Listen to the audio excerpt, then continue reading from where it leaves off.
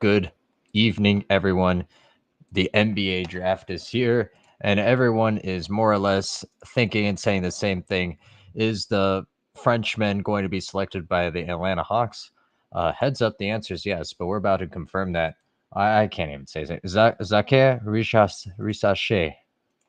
That's as good as it's going to get, ladies and gentlemen. So,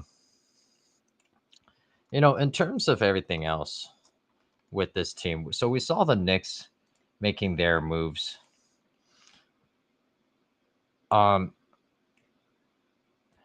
and we've seen now Jimmy Butler reportedly. He's going to stay in Miami, but then I just see on the Twitter sphere right now that he just turned down the extension. Bam Adebayo gets signed for a multi-million deal. Pardon me. So I say all that to say, um, you know, the pendulum isn't going to swing that much tonight with anything, regardless if you think the what's his name, Risache is good, whether you think Sar is good, regardless of who goes one or two. We saw last year with Wembenyama, for example. Um, we saw that even though he was spectacular, that it really was it really is going to take a little bit before the Spurs team is good. I think we all saw this. So if you're now a team or if you're now a fan of a team who has a play who is in the top 5, for example, that's fine. That's fine if you want to be excited over this. That's fine if you you get excited, you get Castleton, right? He played well at UConn, and so you're now feeling better about your team. Fine. But in the back of your mind, you need to acknowledge that this is going to be closer to this is going to be close.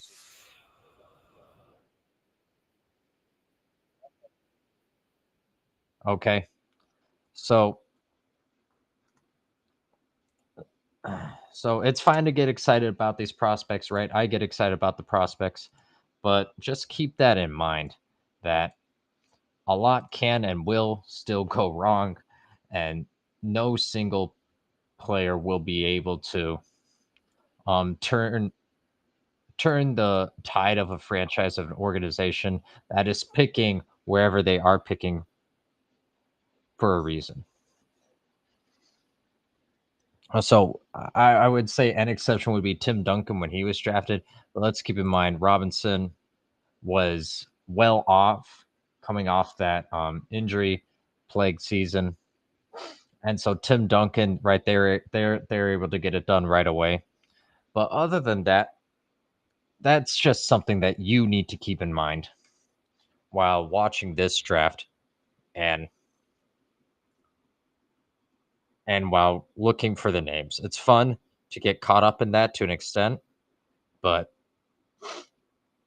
it's going to be a long season ahead for all of these teams that are drafting top 5. So who's first? The Hawks. We have the Wizards, Rockets, then the Spurs, then the Pistons, and then the Hornets. Let's throw in the Blazers too, because Spurs picking then afterward again. Spurs with the 4th and the 8th pick. Let's throw in a sleeper candidate. So someone who I think is good and someone who I think could potentially give first first year have a first year impact on a team that could actually potentially go somewhere. And so for this, it can't be just like we just said, it can't be a player who's high. It can't be a player who's up there in terms of it can't be a player who's up there in terms of the Hawks or the Wizards, because as we just said, those teams are going to be struggling for a bit. But Connect, you want to fall. Dalton Connect has a legitimate opportunity to go to a team next year that might be ready, depending on how far he drops and depending on what else happens. So he's someone to potentially look for. Um, I don't mind now scrolling down a little further. Zach Edey, I think his footwork is a little too slow. I don't necessarily love him at the next level, so him. I'm not anticipating him being a guy to have a first year impact. That's just not where I see Zach Edey. But if he went to somewhere like Toronto or to Cleveland, develop, get minutes off the bench, right? Average around 18 minutes. That could be fine. Now, here's someone where I really like where he could land today in the first round. Tyler Kolek, point guard out of Marquette. And there is something of a stigma around players who are drafted as um, seniors. There is something of a stigma surrounding that. And so And so Tyler Kolek, what if he gets picked late by, say, the Suns or the Bucks? That is a position of need for both of those teams. Just a true point guard, someone who is looking to pass first, and more importantly, someone who is trying to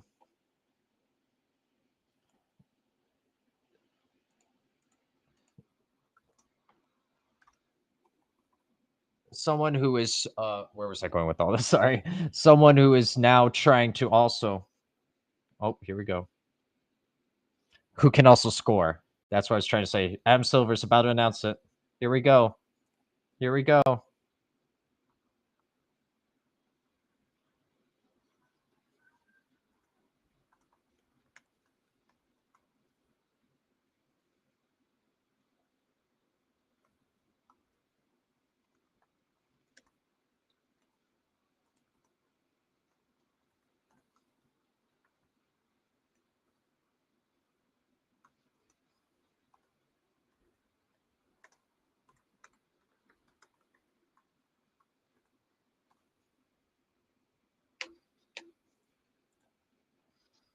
Now, here we go. Here we go. It's about to come. The first pick. Oh, so I love how on the broadcast it said team needs for the Atlanta Hawks. There are a lot of needs for this Atlanta Hawks team. Don't worry. If you are of the opinion that there is only one team need, I assure you there isn't. There are a lot of team needs on here. So it said rim protector. Yeah, they also need perimeter scoring. They need perimeter defense. They need rebounding. I would say they need quite a bit. But yeah, sure. Whatever they just said could also be considered a team need. One of many. On the clock. Sachet or Sar. Or are they going to go with Shepard or Klingon? Okay. And now they're talking about the what I call an issue in DeJounte Murray and Trey Young being on the same team. And it's clear that it's a mistake, right? But I wonder. Oh, appreciate you, Chris. Chris Babos and Chris Microphone and the pickaxes. Appreciate you both for retweeting this. Appreciate you. So now I wonder what decision they'll make because Trey Young has been part of the Atlanta Hawks team for forever. Now, DeJounte Murray, they did give up a lot to get DeJounte Murray. But I mean, we all see this. It doesn't take a genius, right? I'm not saying anything anyone doesn't already know. It's not working. They both can't be on the court at the same time. And it's not leading to success. Why are they still focusing on Atlanta needing rim protection? I mean, it's true. Okay, they just made the call. But anyway, they do they have a lot of holes, right? This was a team that at times overachieved, and they matched up well against Boston. We all saw that. So they kind of hoodwinked us at the end there with two of their wins against Boston late. But here we go. They made the call. Where was I going with all of that? I have no idea. I lost my train of thought. The phone call distracted me. Oh, right. DeJounte Murray, Trey Young. I know personally, I would go with DeJounte Murray over Trey Young. Just in general, right? Steph Curry is the obvious exception. But in general, I think teams are now actively trying to find the next Steph Curry and thinking that that's a blueprint. Steph Curry and the big three of Thompson and Green is what made the Warriors successful. So, and this isn't. I don't want to dilute this conversation with could Curry have done it without um Green and Thompson. I don't want to. That's not what I'm trying to even suggest at all. But what I'm saying is, if you are going to build around an undersized guard, you need to have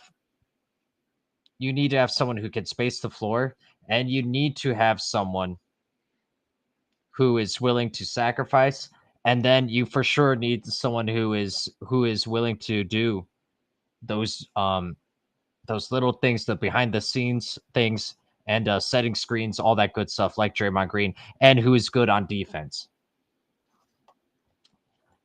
And so you don't really get that, and I'm a huge fan of Clint Capella, but you don't get all of those other things with Clint Capella. Clint Capella, good at grabbing boards. That's important. Not the defender that Draymond Green is, right? Oh hell yeah, Joe. Let's do this. Ooh, ooh, ooh, ooh. Oh, I almost messaged you from a different account. But yes, Joe, we'll send you ASAP.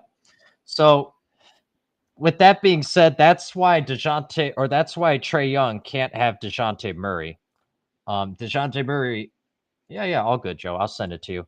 DeJounte Murray, an improved 3-point shooter, and this is coming from someone who, this is coming from someone as a Spurs fan. But you get what I'm saying here. Hopefully, I don't know. It just isn't working. But either way, we'll see who. And I think DeJounte Murray is who you go with over Trey Young. But here we go. It's in. Zachary Risashi. Zachary Risashi.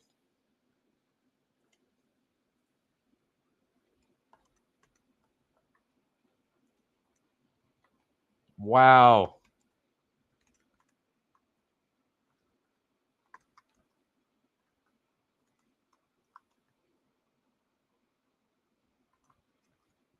Wow. Back to back years. It's a Frenchman. Good for them.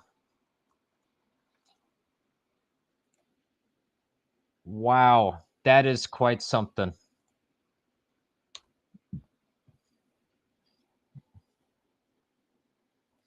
Zachary Risashi.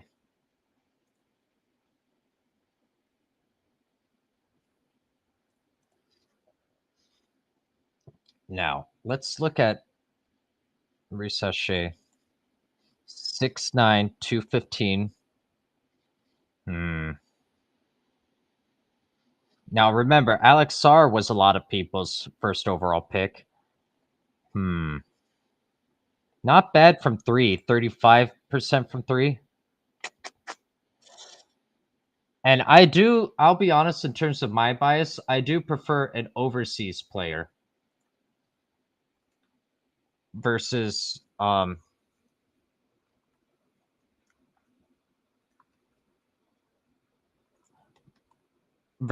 a um American player at times. And this is the only reason why, because they have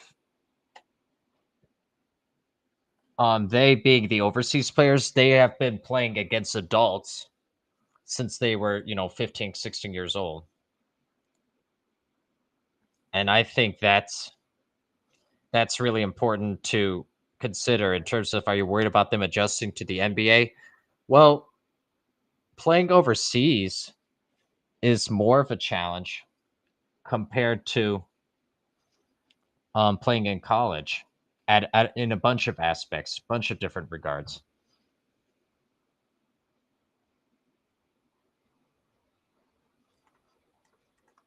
But looking at Risa Shea now specifically,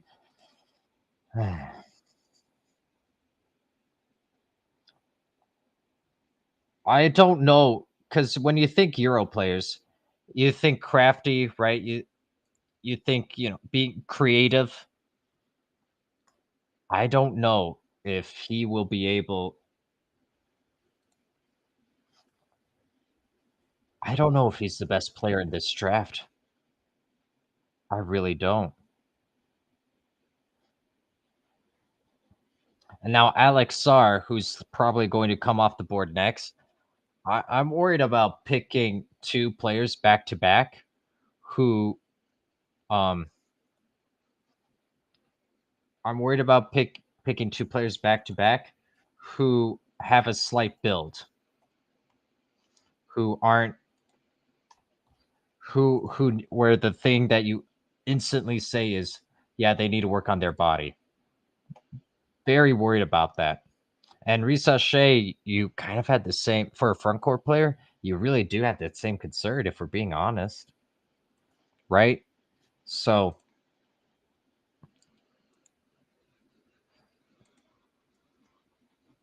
I don't know. There's a lot. There's a lot that can go right, and there's a reason why he was up there as is. But there's also a reason why Sar was listed forever as the number one pick and not Risa Shea. Joe, we're gonna make you the same size as me in a moment, but how are you? Yeah, no, I'm good. Just watching the activity. I'm a little ahead of you, so I'm gonna let you kind of lead. Oh my But god, I'll of course. already know what you're gonna say when you say it. No. I mean, you can lead, my guy. It's all good. I can play off of you if you want. Wait, do you have Oh to no, choose it's pick just already? I I'm watching the Castrum Stadium on the X. Um, so that's where I'm watching it from. That wasn't in our budget for today. But do you are you that ahead where you already know the number two pick? Yeah, but you did call it right. Alex Sarr did go to the Wizards. All right. So how much do we hate this for Alex Sarr, and how bad do we feel for him? Um, I wouldn't say we hate it. Um, yeah, I wouldn't necessarily say I hate it. Because one thing you know he's gonna get is playing time. So True. that in itself, when you have a moribund franchise like the Wizards, they're getting you here because they were one of the teams that sucked the most. So they need you if you're picking here. Not unless you're a team that got fleeced. Shout out to the teams that have contributed to power teams in the past, a la the Brooklyn Nets. Shout out to them. Um, However, we rebounded. Good for them. They fleeced us. So, so we're turning the beat around. We're turning the beat around. But yeah, if you're picking here, usually it's Right. because you sucked the previous year. So he'll get some playing time. I'm definitely gonna want him to kind of like fill out his frame. He's definitely gonna need to get bigger. If you're gonna handle the physicality of this game. uh People forget Giannis came into this league a toothpick. He wasn't True. always what we see him at now, 235, 245, 255, wherever he's playing at, but he came in 200 soaking wet. So That's These a good guys point, as they actually. adjust, as they adjust into this league, even Jokic wasn't like that big when he came in. He's a slender version of himself. He's much thicker now. Um, but he didn't come in like as you know wide as he was when he first came in. Shout out to the Taco Bell commercial that was playing as he was drafted. That's always a fun thing that I always find funny when they talk about when the stars of our league are drafted. No, it wasn't even announced. It came on the little ESPN ticker during a Taco Bell commercial when he was drafted. I'd forgotten about that, but I do. In the moment, we had no idea, obviously, but Right? but, Now we but look back and it's looking like, God, now, that was so disrespectful. He's like multiple time MVP, NBA champion. You want to look in the archives for his uh, draft experience? Oh yeah, he was on during the Taco Bell commercial. There it is. no, knowing what we know now, Joe, if we were on the air, this would have been my reaction.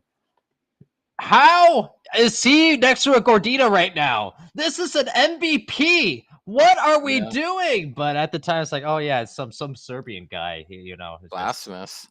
yeah. Um, No, not while we're Stephen A. waiting on this third pick by the Rockets, I'm very interested to see what they do here.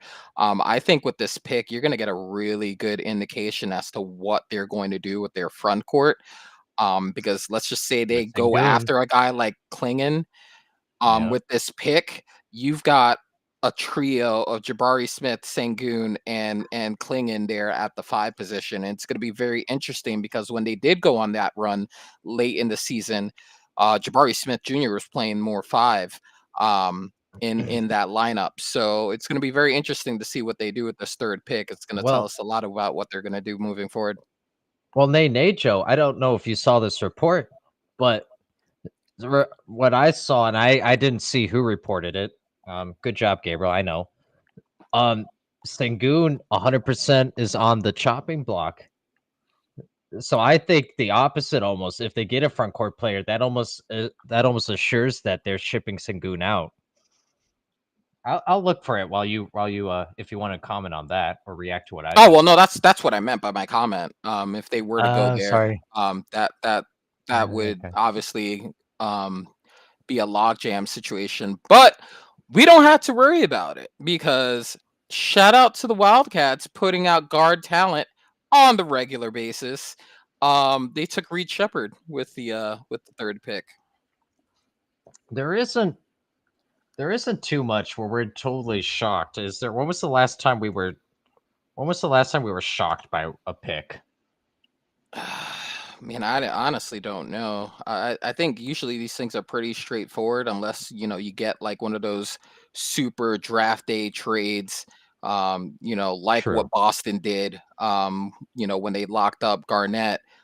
They were able to go ahead and pivot and get Allen in a draft day trade because they already knew, or I think it was vice versa. I think they got Allen first. One of those two happened on draft day.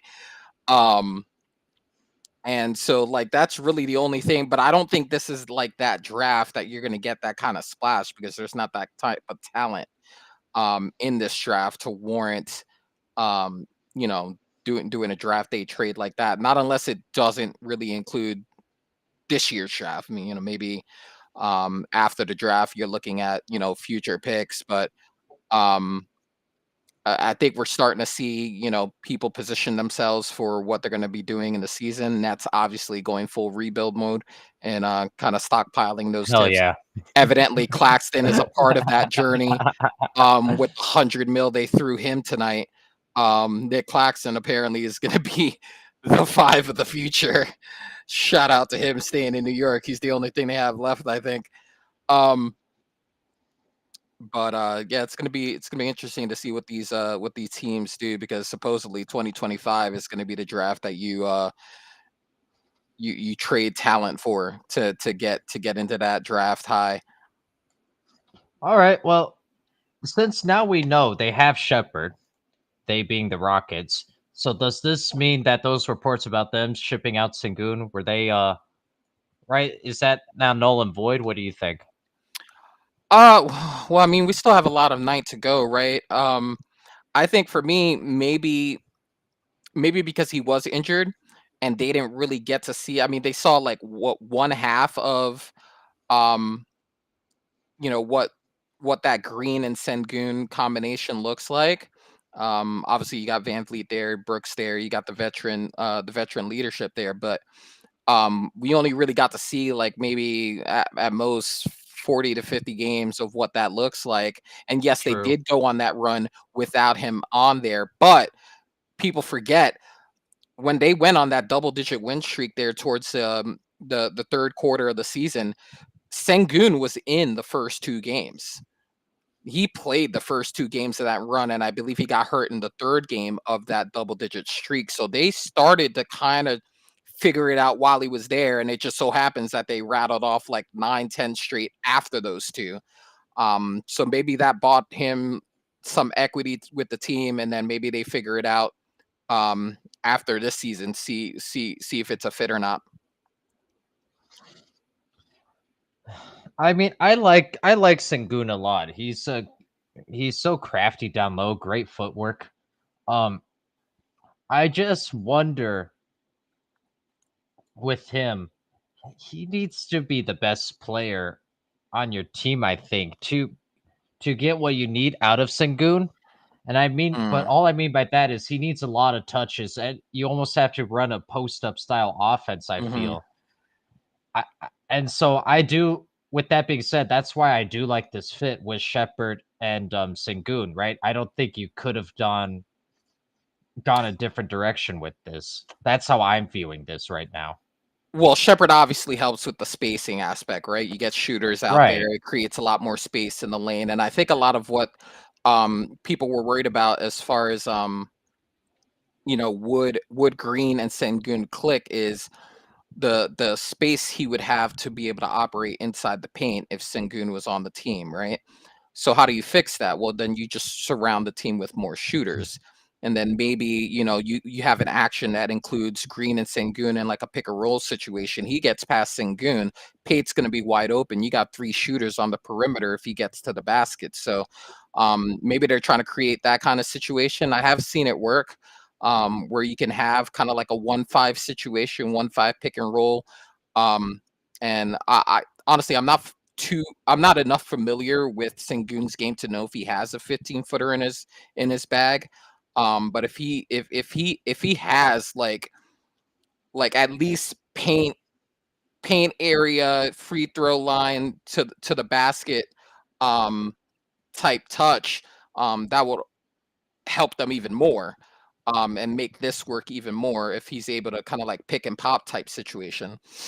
So I definitely got to do more my homework on that. But I do love the Reed Shepherd pick.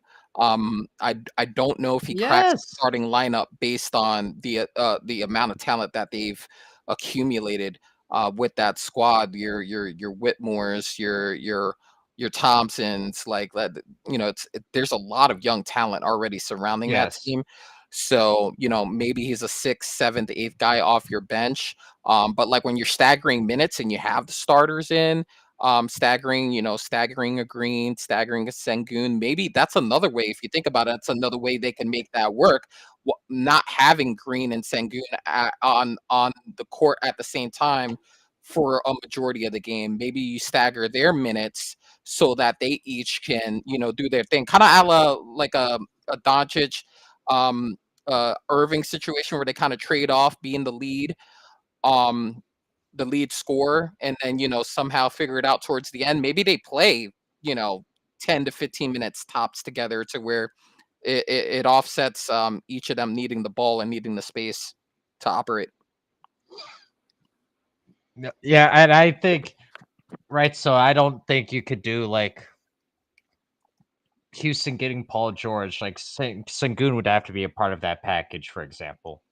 Actually, that's a bad example because Paul George is someone selfless who I think wouldn't mind. But you get what I'm saying, what I mean by Right. that. And I I did think I find think it's just the pieces we're talking about. Yeah. yeah, yeah. Piece wise. Yeah. That's as soon as I said that, it's like, that's the exact opposite example of what I was going Yeah. for. But either way, so the report I found from earlier was from Windhorst. And so and that's null and void because he said, "Look out for what the Rockets do." That was if they got Klingon, but Yeah, obviously they didn't. that's where I got it from because he was on Pat Yep, McAfee show, and that was what he was talking about on the Pat McAfee show either yesterday or the day before. He just thought it would be interesting to see what they do with that pick. If they got another big, then it would signal that they're not on board with a Green Sengun combination yep, moving forward. and that would have been fine, and it would have been interesting to see him traded for Kevin Durant and Durant going to Houston. I don't know how it worked. That would have been interesting, but now I think we're going to see. I don't. We can't see Klingon go to San Antonio Yeah. right now. That would make no sense. Do Stephon you Castle. do you want to know what your team did, or have you seen it? How are you ahead of me?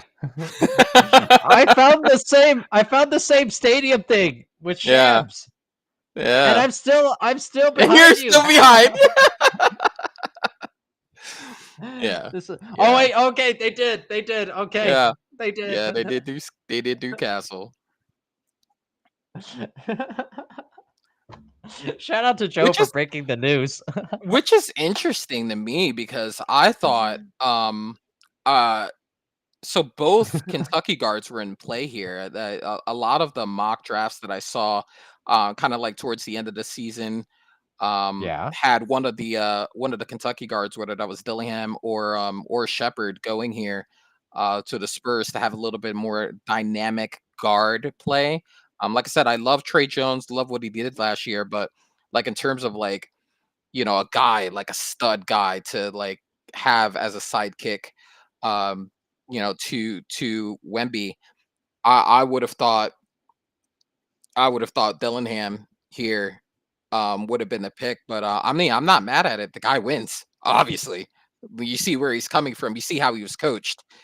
So if you're Pops, you're thinking, oh, okay, this guy's 100% coachable. I mean, Hurley's a hard coach. He's not gonna, he's a very no nonsense type guy. So, to come into a situation where Pop's gonna coach you hard and expect a lot from you, easy transition for him if you think about it. Yes.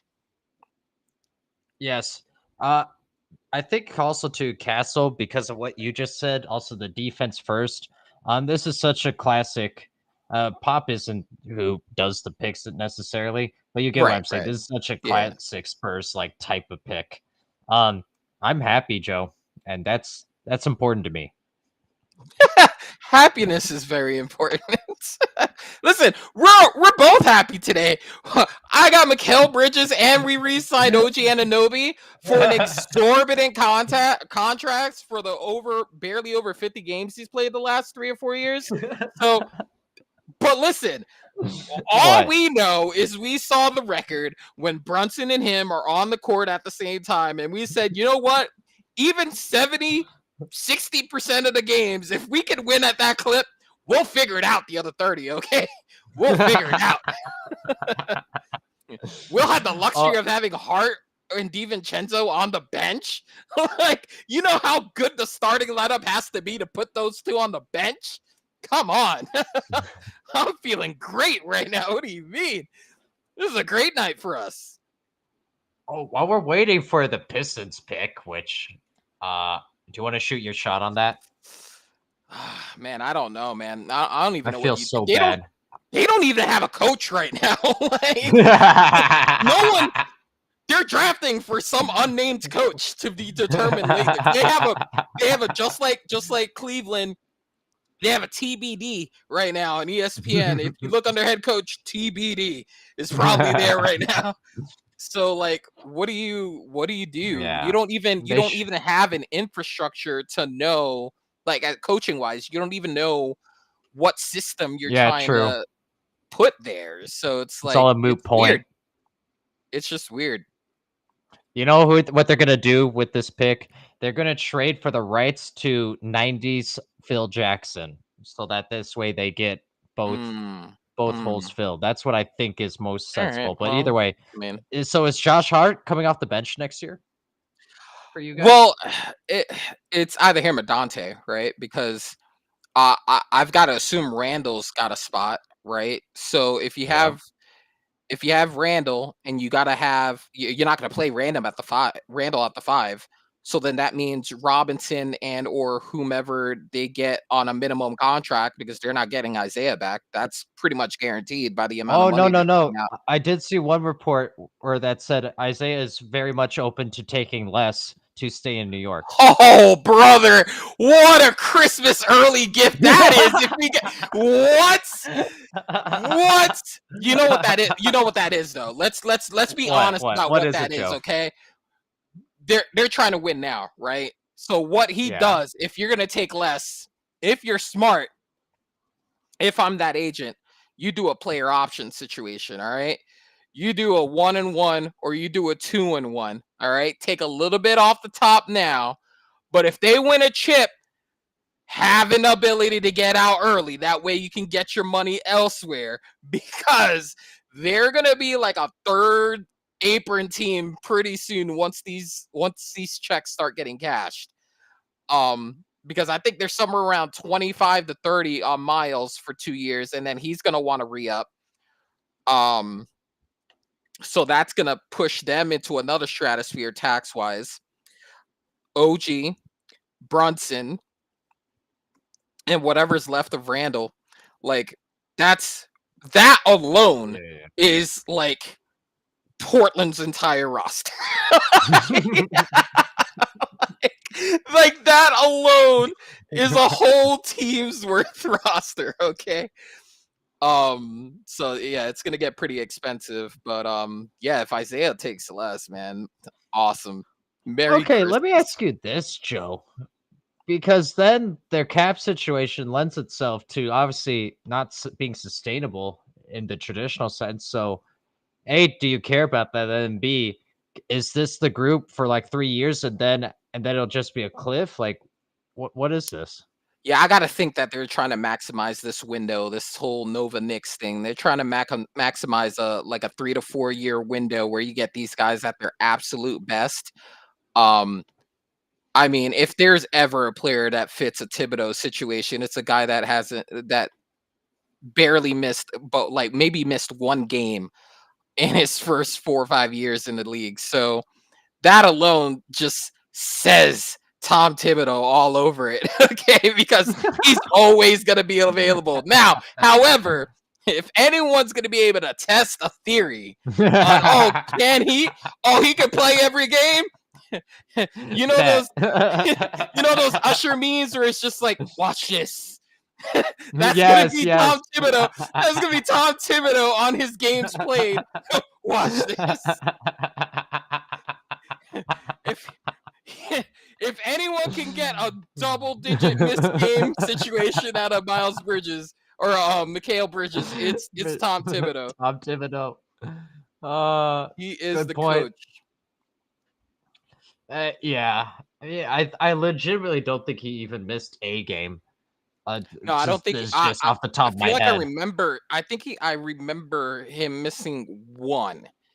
And but it wasn't due to injury. I think it was a like a suspension situation or something for I don't remember what it is. Oh, I think right.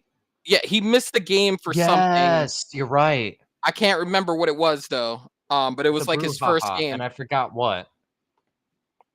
But yeah, you're Was it right. like a fight or something? And then he got like I one think game. it was. I think he was involved in a little mischief. Yeah, I think it was like a scuffle or something. If we can fact check that, but I remember it was something. It wasn't injury related, and I was like, man, what a crappy way to lose that. It's like when Eli lost his games played because they wanted to see what Gino could do. Like the guy hasn't missed a game ever, and you're telling me, oh, we're gonna bench him so we can see what Gino could do.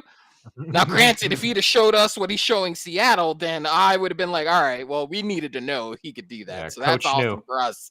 But we didn't get that from him. He was cracked here. It was like complete failure. So what do you feel about Oh this? my god. Ignite from the now defunct Ignite team.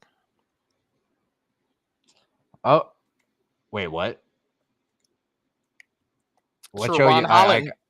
That's from Ron Holland is from the now defunct G Oh, League right, right, Ignite right. team. I think it's symbolic for for the presently defunct Detroit team. I feel bad for him too. Oh my gosh, these guys are killing the Pistons. Get them out the NBA. Come on. That's crazy. Like, they did have Isaiah Thomas at one point. They did have Joe Dumars and the Bad Boys Pistons. They have won championships before. Let's relax. I'm looking up your Mikal Bridges thing. And Mikal Bridges' consecutive game streak lives despite missing game. So he missed a game. Oh, okay. Is it because does he still have it intact because it wasn't an injury situation? Like he would have And it been wasn't a available brouhaha. physically? Oh, what It was it? wasn't a brouhaha. It was when he got traded from the Nets from the Suns to the Nets. He missed a game as an inactive. Okay. So he wasn't eligible to play, so it didn't count as a missed game. Doesn't he hold the record for most games played in a season? Didn't he play like 84 games in the year that he was traded from the Suns to the Nets? Oh, Didn't he good play point. like 2 extra games because they had played 2 games less than the Nets at that point? Well, that's the only way it could have happened too. Let's see. We're just my whole function in life, Joe, is to answer your questions through the power of Google. That's all I want to do in life. And I happily do it. Oh man. I Let's see see what these Walt hornets Bellamy do. in 68 played 88 games. Oh, but you obviously we mean regular season, don't we? Yeah. Whoops. Yeah. Oh no. Okay, regular season. They must have played more back then or something. I don't know. Interesting.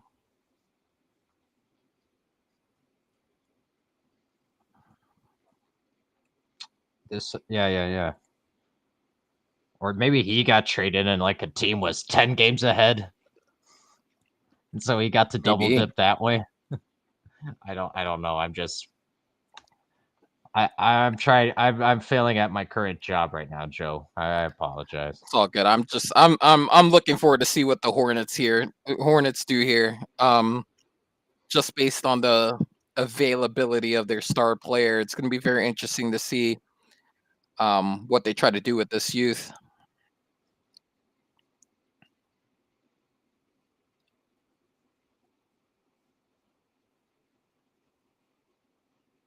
Oh my god. Yeah, all right. Wait. But yeah, do you know who I'm actually not even kidding? Who I'm really looking forward to is Dalton Connect, seeing where he gets drafted. And then obviously we're all on Zach Edey watch alert. Hmm. What about But these Hornets? I've made my thoughts on Zach Edey cleared throughout the year. The Hornets supposedly what did I read? I've read so much, Joe. Consuming Supposedly the I'd read content. oh right. They shopped Miles Bridges earlier. Remember? I believe it.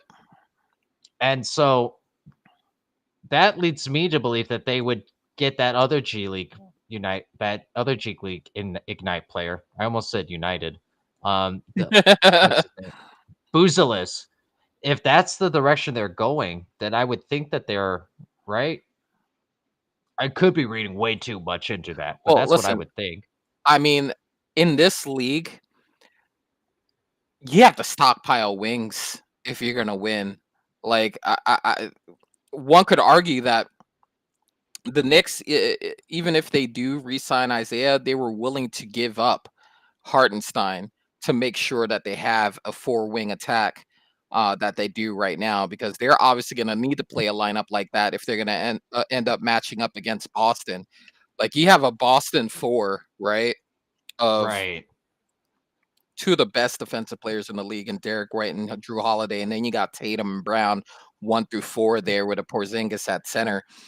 The lineup that they're trying to throw out there, they're forecasting like Eastern Conference Finals, like they want to match up, with that OG, Hart, DiVincenzo, Brunson 1 through 4 situation, to try to match up against that 4. That's really the thought behind what they're trying to do.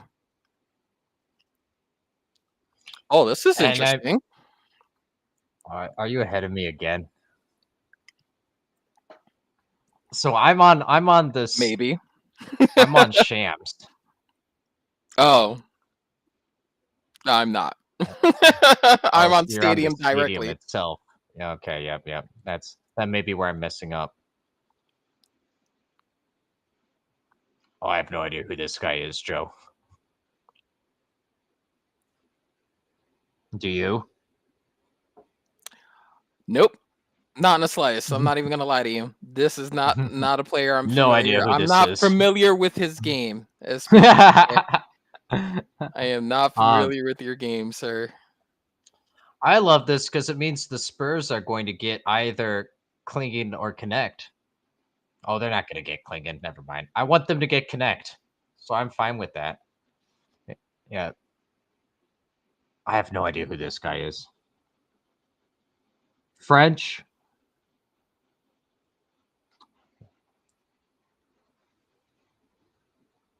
Let's see. 6'9", as listed as a power forward, shooting 32.9% from 3.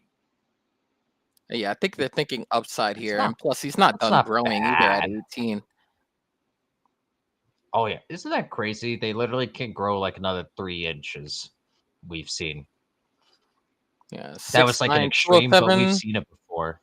Little lean there, but yeah, I mean, it's pretty interesting. Okay, Joe. So, I have concluded my research on your Mikal Bridges question. Oh yeah. And the website I'm on is blasting music in my ear right now, so we're gonna read through this quickly because this is driving me crazy. But yeah. So Mikal Bridges. Just right click and mute the tab. Oh yeah, thank you. We're struggling over here, Joe.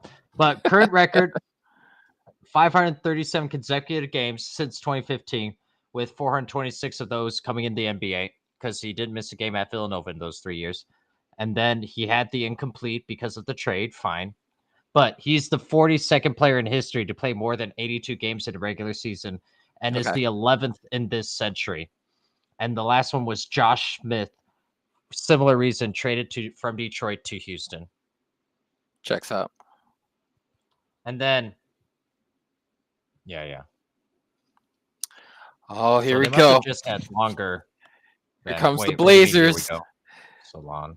Wait, here comes the Blazers, because I want to see who they're linking up with. Delano Banton, Cornhusker Products. I want to see who they're pairing him up with, and who they're planning on losing the next 25. Who they plan on winning the next 25 games with. Stop, man. Stop. It's gonna be awesome. Stop, man. Man, it's gonna be Banton, Scoot Anderson. Why? Remember they draft Grant and DeAndre Ayton. It's gonna be the best 25 and 57 season we've ever seen. Who they pair with Delano Banton? Exactly.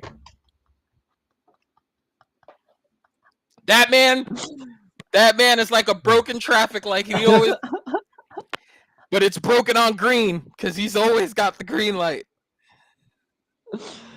Oh, speaking of which, this reminded me of you the other day. Japan is playing right now, Olympics, whatever. And my timeline was flooded with Casey Tominaga highlights from like 6 a.m. our time of the Japanese games. And it was like Cornhusker Product. It's like, yeah, Joe would know about this. Yeah, I know about him now.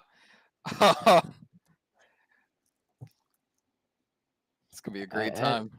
It was our first podcast. You're like, I have a bone to pick with you. It's like, what? Wait, that's possible. But what How did is I it? do this time? How is it that I'm just now finding out about the Japanese Steph Curry, Casey Tominaga? I want to know how the Nebraska product fails to inform me about about this player. How's this escape your attention? uh, Guess you're trying to keep uh, that secret. It was need to know, and I didn't need to know. in case it's not clear, Oh, what I is get confused this? easily. So you confused me that day. Wait, what? What? Oh, Blazers and their pick? uh, do they not have one of these already?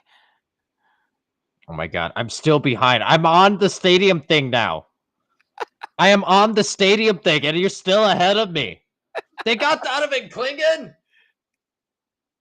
This is Is he now the amazing. protege to Aiton? Is that what's going on here? Well, I mean, I have no idea. Like, do they not also have? This is wild to me. Jeremy Grant also plays as a center at times.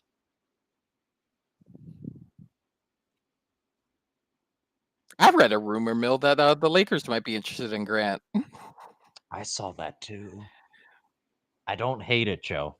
Do you know what I do? What I do want to ask you though? For Jeremy Grant now, I think he's a fabulous individual player, former Syracuse product. But I worry about a player who has lost so many games on bad Hmm. teams and lost badly. I worry about him being able to flip that switch. Or do you think I'm overplaying that? Well, I mean, you got to look at it this way too. He was hurt a lot of last year, so a lot of those losses he didn't have to physically endure, right? So, as far as a fresh aspect, I think he's coming into this season fairly fresh, just because he didn't have a lot of uh he didn't have a lot of what's the word I'm looking for? Attrition last year. Just on the merit of that, he missed a bunch of games last year.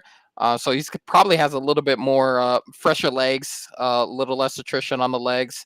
Um, I think if he's given that opportunity, I think he could take advantage of it. The only thing that I worry about is, and I think I worry about it less just because I have seen him play with star talent and still produce in his way, but I worry about it being a situation where like he's getting these numbers on a bad team. Like, how does he work on a team like the Lakers? Like, how does he work as far as finding your niche in that cog, in that being a cog in that machine? Is he going to be as if is he going to be efficient with his opportunities? I think we should probably fact check this, but I kind of want to see what, like, statistically, is he an efficient player to where he can maximize a lesser role that he would likely play if he were to Mm. go on a team like the Lakers, because obviously he's going to have to. They're going to want him to be aggressive, but at the same time, there's only going to be so many touches when you have a LeBron and when you have an AD. Now, chances are AD is going to get nicked up and he's going to end up playing his position anyway, um, for a stretch of time. But I think an addition of Grant will keep the two of them fresh. Um, like, you can stagger them a little bit more. I think Grant is a player that you can play alongside AD. Only problem with that is AD is trying not to play the five, right? So it's like a situation where it's like, okay, is a better pairing someone that can take AD off the five. I'm kind of curious as to what they're going to do with that. To my knowledge, I think what Reddick's going to want to do is, I think he's going to want to do like that wing approach, like have stockpile wings. Um, and if you're going to do that, then that's going to really necessitate putting him at the five. Honestly, if you're going to stockpile wings, the only thing that makes sense is to transition those wings into the four and then AD play the five. So I don't know how you do that, but I mean, Boston does it just fine. They have a 7-2 guy, Latvian, playing the 5 and still have a stockpile of wings that they're rotating 1 through 4. So it's not out of the realm of possibility that they can put him there. It's just I worry about, let's just say hypothetically, you get a Lakers Celtics situation, just crazy. I know, crazy, but just follow me in the sense that you're gonna face a team that has all those wings like that. You're playing Davis at the 4 here? Are you gonna play him playing up against Tatum or Brown or whoever's gonna be the 4 in that situation? I think it works offensively, but defensively, you're drawing AD out of the paint, so you better have a like ridiculous shot blocker at 5 if you're gonna do that. Um, I understand his want to be at the 4, his natural position, but I also don't know if that's best for the team. Unless it's like the Nuggets where he's just getting toasted on a regular basis by Jokic. I mean, he's getting yoked on a game-to-game basis. Like the only person worse against Jokic is Rudy Gobert. That's probably the only person Yes, worse. Joe. Yes, Joe. And I say that jokingly because he's had good games against Jokic. It's just he doesn't have like that alpha mentality to have like a back-to-back situation where he's like 20-20 against Jokic in multiple games in that series. It's just not him. That's just not him. And I'm going to be very excited to see if JJ can make him that. That's gonna Oh my be God, that's Joe. gonna be the best part of this project is to see if JJ can turn him into that. Joe, here's the thing that the player doesn't always know what's best for them. And just the fact that AD comes in saying I'm a 4 and that he doesn't want to play the 5, that's fine. But right, the team needs to at times to be willing to play the 5. And so I hate that when a player just off rip says that. And so I say all that to say, yeah, JJ has a hell of a task ahead of him because we've all seen what he can do. I don't know, and it has to come from the player or a strong coach who then convinces the player. That's what it has to be. So I don't have an answer there for you, unfortunately, but that's just a pet peeve of mine in general. No, I get it. I totally get it. Do you know what the Spurs pick is already before me again? Oh no, I don't know anything yet. Even though we're on the same stream now and I still don't know anything. I don't know. They have not done anything yet, as far as I've seen. Joe, what is it? How about the series of bad beats I've had this past week? That's wild. You have been there live for a couple of them.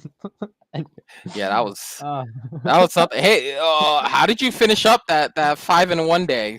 Like the opportunity was for 7-1. What did you yeah, end we up ended getting? 5-3. We ended up 5. Oh no, Uh, no, we did 5. 5-3. Or oh my god, I live so day to day, Joe. Now that I'm This talking this out loud, was this was genuinely, the I think it was 6-4. no, you were at 5-1 and you only had 2 bets left. It was a over under 2.5, I believe, and then a minus 1.5 on Argentina. I think it was. I might be wrong. I might be Yeah. ignorant. Argentina didn't cover, but the under did. Ah, okay. There you go. So that was a 6-2 day then. Oh yeah. Oh, okay. Pick's been made. Ah, they ended up getting him anyway. Let's go. hate I this. I wonder. hate this. I I hate wonder this. if Coach Cal and Pop just like had a dinner or something before this draft, because for them to get them both Dillingham. is actually insane. All right, talk to me, Joe. What does Dillingham bring to the table? A dynamic guard. It gives them a dynamic guard. He immediately and I got this from Jamal Crawford. I didn't get this from myself, but he says Dilly, upon being drafted, becomes one of the top 10 guards as far as handles is concerned. And that comes from Jamal Crawford, one of the best handles in basketball history. So you're going to Pretty get a reliable. guard that's dynamic, that knows how to handle the ball, solid point guard play. You know he's going to get after it defensively, coming from a Coach Cal played team. I think that is a good that is an awesome pairing with Wemby, and I was really hoping that they would get him. Just because again I'm familiar with his game. But yeah, I think this is going to be great for him. To and they're on that timeline. They're on the same timeline, right? Because Wemby, second year Yeah. player, he's coming in as a rookie. Um, they're building that foundation, right? So now it's like, okay, now they're at that stage where you have to surround them with a couple of vets that have been there, done that sort of deal. Um, I'd be very interested to see who they can get. Um, they have a Jeremy Sochan. They have Champagne played pretty well in some minutes that he got last year. They got Keldon Johnson. Um, if there's someone out there that you can parlay those guys and get that, conducive to winning basketball that would fit in a pop system, I would definitely look into that. So you're about it. I I, You I think I you just think think this is a good home for your former players? that I mean, you're going from a Coach Cal to a Greg Popovich. I mean, if I'm Castle and if I'm Dilly, I'm like, oh man, I'm coming from Hurley and Coach Cal to Greg Popovich, like literally good on good. Yeah, but You're isn't coming he in. grumpy and a grouchy old man, Joe? I've heard this a lot. Yeah, I heard that a lot too, and the sources that I've heard that from, they haven't seen winning basketball in their area of the NBA in quite some time. So it's easy to say. I mean, when you have a franchise that's hiring coaches that they've fired before, I mean that's not really a palette for success there. So um but I say like it's going to be very interesting roster construction wise what they do to fill in around these two, because I honestly think the comp is great for Dilly and Wemby to work well together inside outside, and I just want to see what veteran leadership they can get on that team that has experienced winning, that can kind of have that mentorship, a la the Dylan Brooks and Fred Van Vliet additions to the Rockets. That's the kind of moves that I'm looking Hmm. for the Spurs to, because that team vaulted many games. One could say that they were ahead of schedule the way they were headed last year, and I want to see the Spurs make that kind of jump. Oh wow. Wait, I'm Oh, confused. I'm gonna be very Oh, interested the to see how you feel about Timberwolves. this. Look at this, Joe. Talk to me. What Or are we did doing? or did I get hoodwinked? It says here Minnesota has traded for the 8th pick and Rob Dillingham. Or Unsure. did I get hoodwinked by a fake Adrian Woj account?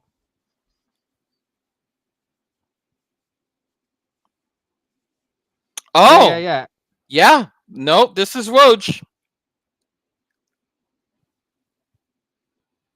An What are we getting? unprotected first in 2031, and a protected pick swap. What? Wow, What? man, that's great for Tilly. Oh man, you just went to a playoff team, a team that was just so close to winning against the against the Mavericks. Oh man, that's unfortunate. What did the Spurs get? That's wild. Oh, that's wild. That's wild. That's crazy. That's 7 years from now. The player they get from that trade is literally in middle school right now as we're speaking. Yeah, the player they're getting from that draft eats Dunkaroos for lunch. That's crazy. There's no way. What? Oh no. That's oh man. Dilly just hit the lottery, bro. He's gonna be in there, like in there, in the thick of it right now. He becomes that's amazing because honestly, what they had what they had Monte Morris, they had what Jordan McLaughlin. I think that was another guy they had as a backup point. Um, Dilly already just on drop placing him immediately better than those two. Immediately better than those two. I would put Dilly in front of both of those guys. And he fits the defense. He fits the defense for that for Minnesota. Finch is going to be able to play that same style of defense when he goes to the bench and brings Dilly off the bench. So that is such a fit for them, and fills the need at backup point guard. Oh man, I hate that for you though. I hate that so much for you. Oh no. All right. Joe! So what do you feel about this? 2031. Yeah, I told you. That guy's literally in middle school right now. He's eating Dunkaroos for lunch. But he's 11 or 12 years old. Yeah. I have to wait to see if I'm mad about this trade or not until 2032. Yeah. I That's don't even tough. care. Who cares that Zach Edey is wherever he is now? Memphis. Good. Great. So what does this mean? Like, are they gonna bring him off the bench and he's gonna be Jaren Jackson Jr.'s backup, or are He'll they gonna have play to him be. together? No way in hell that would work. Yeah. I feel like the Spurs could have gotten more out of that trade, Joe. Yeah. Yeah, it's like crazy. a player. It's unfortunate. I have to hang on to this anger for No, 7 I get years. it. No, I get it. I get it. That's wild. But yeah, Zach Edey. I mean, but I mean, Edey, okay. What? But What? let's also think about the haul that they've been stockpiling as far as the trade assets. They got a whole bunch of trade assets from the DeJounte Murray sending him over to Atlanta, right? So you got a bunch of picks from that. The pick that they just made, I believe, was from Toronto in the Jakob Poeltl trade. So basically, they flipped Jakob Poeltl into 2 first-round draft picks. Well, assuming the 31 cash as well. I think it's a swap, right? So they just get the better of the 2031 picks. So they just flip Jakob Poeltl into two first-round draft picks. Jakob Poeltl. That's amazing. No, that is. I just Googled just to like this was my instinct with everything going on right now, Joe.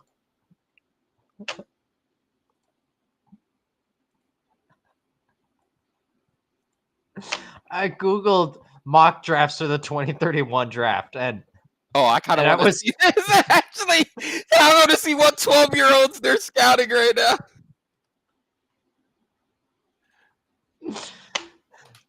Like, this is where I'm at in my life right now, Joe. Oh, snap. There's a class of 2031 top 100. Hold on a second. Wait a minute. Oh, there's actual rankings and stuff? No, this is a legit thing. Oh, man, look. You can find your player right now. Yeah. Yeah, top 25 scouts, 2031 rankings. Look at that. They have 2028, 2029, they have all the way up to 2032. You can actually find both picks in this list right now. They got a 2030 top 100 and a 2031 top 100. Do you know what I hate about this most of all? And we'll get back to the rest of the draft here in a moment. We won't belabor this till the end. But who cares? Because by then, right? By then the Timberwolves are probably still going to be at mid or whatever. So we're trading an 8 pick for what'll probably be at best the 10th pick. Listen, 7 years from now, Joe. What? It could just be Anthony Edwards at that point. Gobert probably won't be there anymore. Karl Anthony Towns, they'll figure out that he's not going to be the sidekick that they need. They'll probably would have moved off of both of them. It's probably just going to be Jaden McDaniels and Anthony Edwards leading that team at that time. So maybe, and it's only top 1 protected. So that 2031 is guaranteed the cash for you. So it's in essence 2 first-round picks. And again, for Jakob Poeltl, when you framed it like that, it's like, okay. Exactly. Okay. But that being said, Joe, until then, I'm refreshing this page every day until 2031. So thanks, San Antonio. Hey, Bucelis going to the Bulls at 11. So hopefully we get William Page by then. But anyway. All right. Before the end of this show, I'm gonna just throw you out some names off that class of 31 list, just to keep your eye on a couple of 5-star products, top tier middle school talent. I'm looking at right here. It's gonna be amazing. There's a guy named Phoenix Jackson, 4-star talent from Maryland right now. His favorite Pokemon is Charmander. It's amazing.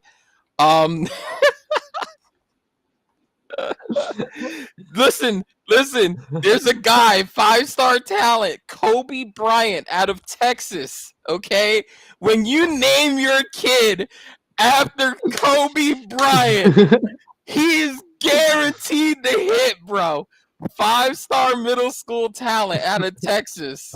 You got that to look forward to. Class of 2031, bro. I was excited about the Dillingham connection to Wemby. I was all on board. I sold that. I sold it to you. I understand. I get it. I'd be very upset. I literally set the table for you, and you were ready to eat, and then they took the plate away. They said, "Oh wait, this is for another table. My bad." And they gave you the special, the random special soup of the day is what they gave you. And it's not just that, Joe. They gave me a soup of the day voucher for 7 years from now. The restaurant might be closed. The restaurant's gonna be closed. The restaurant will be closed for sure. Yeah.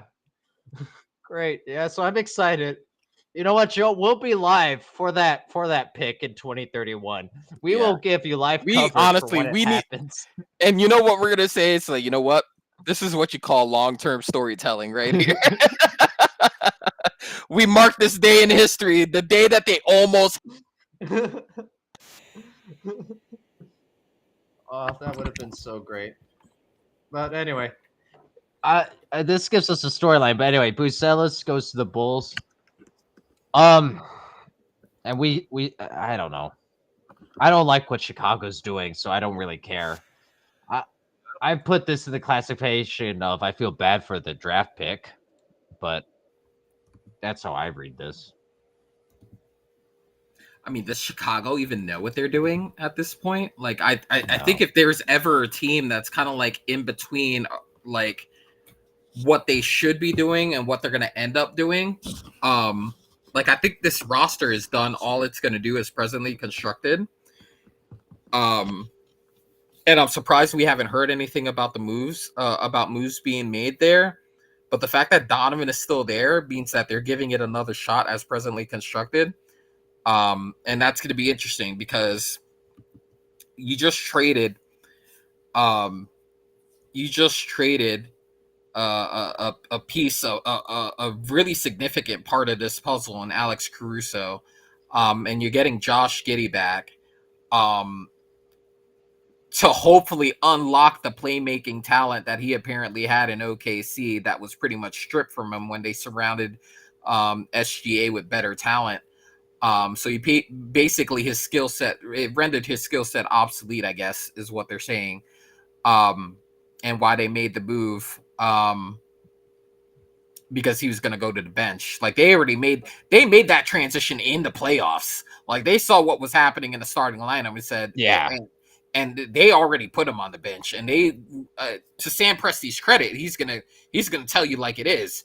And he basically told Josh, "This is like, listen, the way we are currently set up, we think your best role here is going to be on the bench." And Josh Giddey was like, "Well, while I appreciate that, and while I understand that that's where you're headed, I think we need to start looking for me other places to be because I'm not about to just like my value is tanking right now as it is.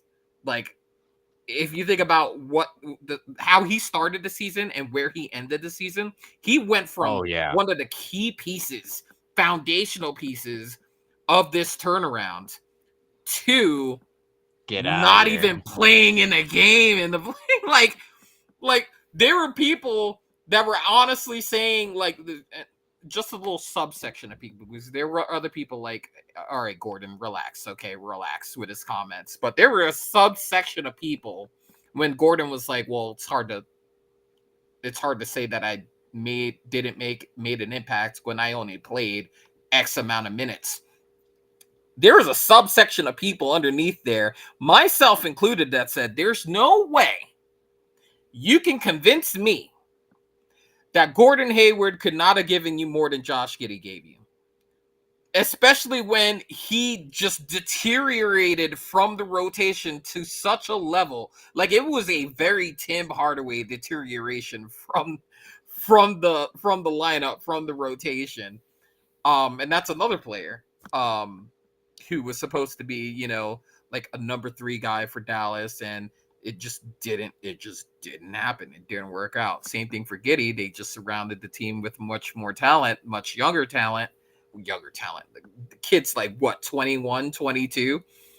I find it very interesting to see this Hail Mary play, because this is honestly a Hail Mary play for the Chicago Bulls as presently constructed. Their solution to the Lonzo Ball problem is to trade a piece like Caruso to bring back a guy like Josh Giddey and hope that maybe Josh Giddey could be what Ball can't be right now health wise. And I just don't know if it's going to work or not, if I'm being honest. And Donovan likes to play defense. So Yeah. I don't I know wanted what to Josh Giddey's going to give you defensively. Yeah. I wanted to work for Lonzo Ball so bad because I was a fan of his at Chino Hills and UCLA. Yeah. But I really do think that that the ship sailed, unfortunately. And I say that as someone who's genuinely a fan of his. And in terms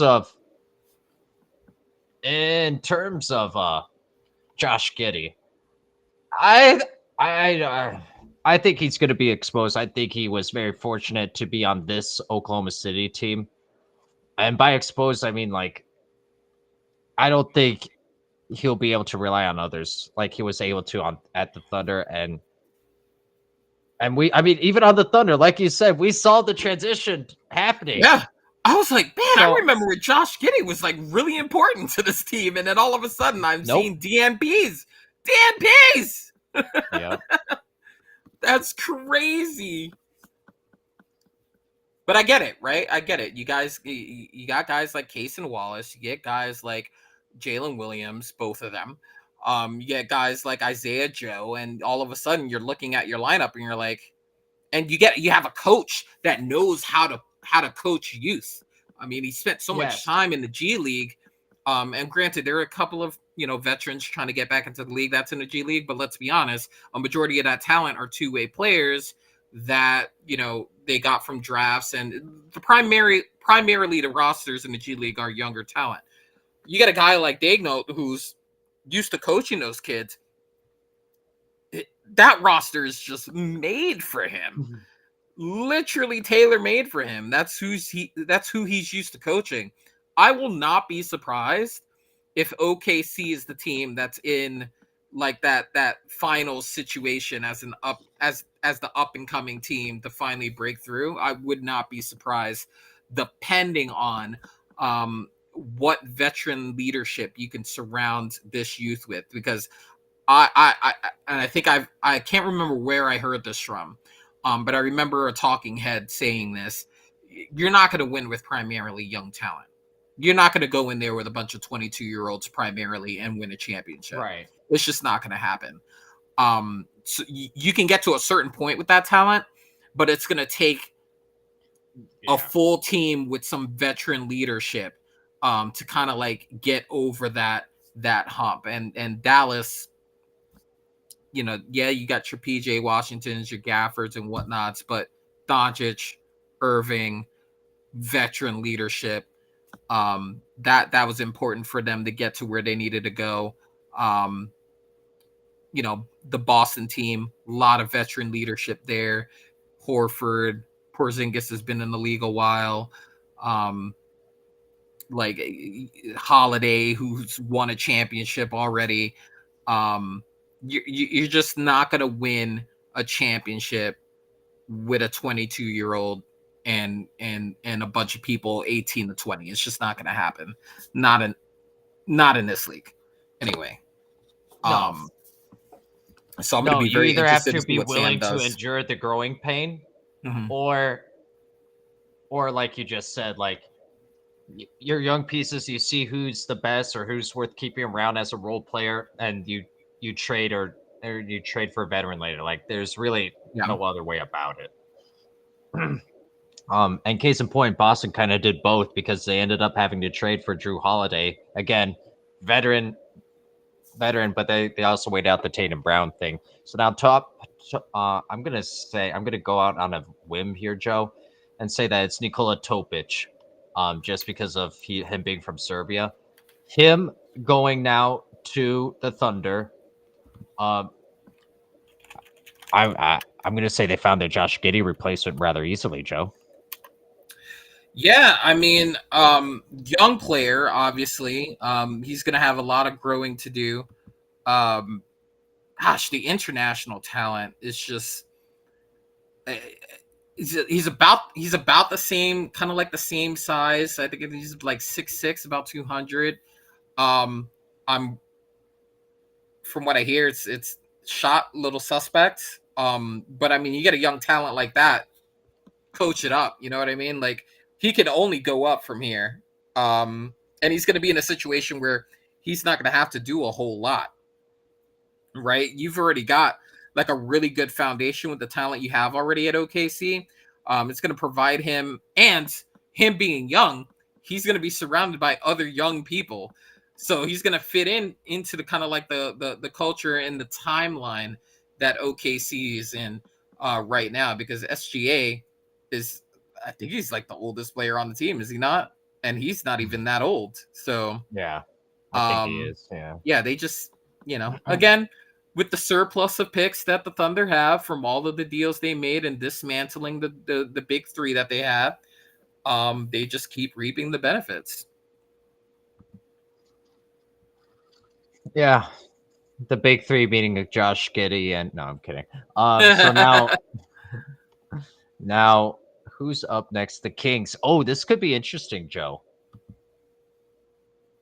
For the Kings now. Yeah.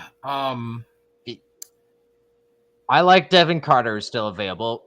guard in the Big East, shooting guard from Providence. Liked him a lot. We still have my sleeper, Dalton Connect, who keeps falling. So I love that. I want Dalton Connect to be on a winning team. Dalton Connect here would be amazing. That would be a good fit, right?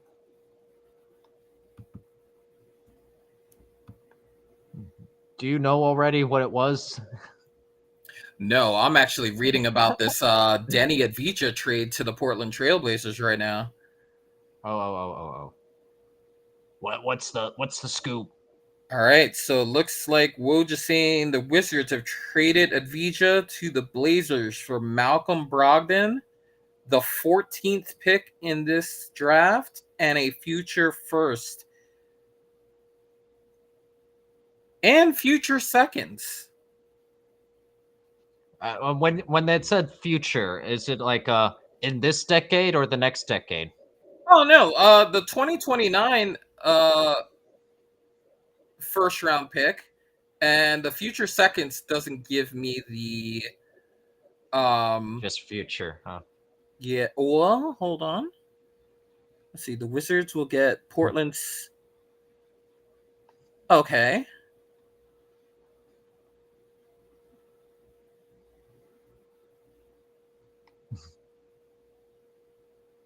Okay, so it looks like that 2029 first round pick is going to be the second most favorable of the three that they have. So, all right. What? Yeah, Wait, because what they do you mean also the have most favorable? yeah, because they have Portland has a Boston first rounder and a Milwaukee first rounder from their I think the Milwaukee one is from the holiday trade. Yeah, but how could you say it's more favorable or not at this point? Well, because the Boston and Milwaukee will be perennial playoff teams. An So those ACL are can going to be snap on great. any day. Well, fair. That's what on, yeah. But anyway, I get what they're saying. Anyway, Denny Advija. Okay. Well, I'm just good for glad that him. they managed. I'm glad they managed to get a trade done that the fans can go to the high school games to start recruiting the talent. Oh, okay. Good call out on the Devin Carter. He is the selection at 13. He is okay. Okay. Look at us being Nostradamus. You know what I'm gonna do, Joe? I'm You're gonna gonna give I'm a gonna prediction and then I'll let you know if it's right or not. Yeah. Yeah, no. Well, yes, but we're gonna do that, but for the Spurs 2031 pick. I'm gonna call my shot and like we'll keep Yeah, no, updating. I'll link you to the site where it has all the prospects up to 2032.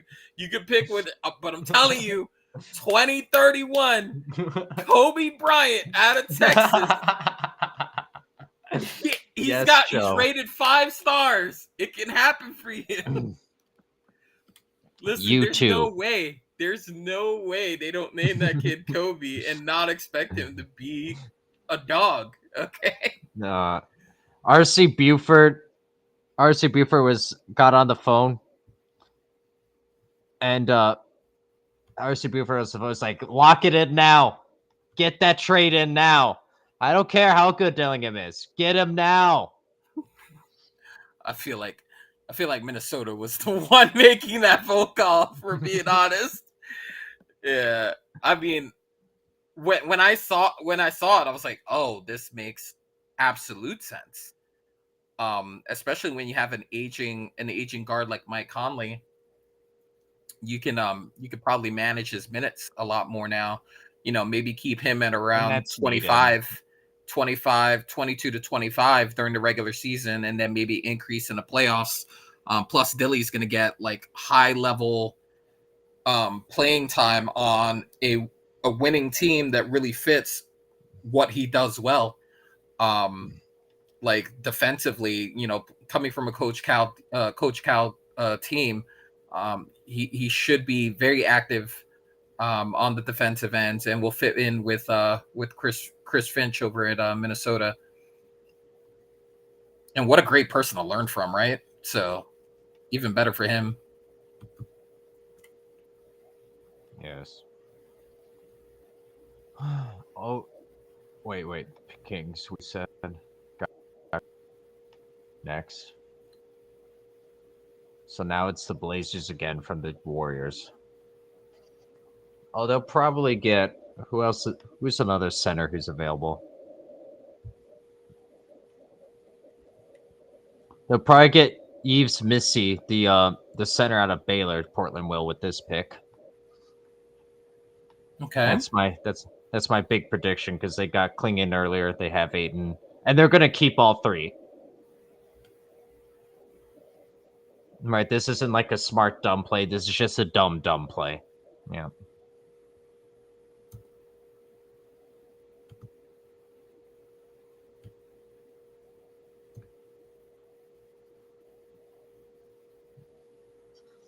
No, man. It must be said, Joe, coming into today, there weren't that many storylines like that we were keeping track of, but now that Yeah. everything's unfolding, this is awesome. This is what we were hoping for. Yeah. I'm man, that Dillingham trade, bro, that was crushing. Because I really wanted to see them get like that dynamic backcourt guard that I think would pair well with but that also lets you in on what they think on what their thinking is. Maybe they're looking into the trade market. Maybe they're not looking point guard or looking guard play because Deontay Murray might be in play. Like, are we going to bring him back home? You know, are they looking for a veteran off the market? Or is he just comfortable with Trey Jones to the fact that he wants to run it back again? I'm unsure. Wait, Um, Trey Jones seems to be coming off the bench. If you're a I serious agree. team, I agree. so I hope not. But either way, where did Abdija go now? Oh, he's in Portland now. Yeah, Danny Avdija's in Portland. He traded one. He was traded from one bad situation to another.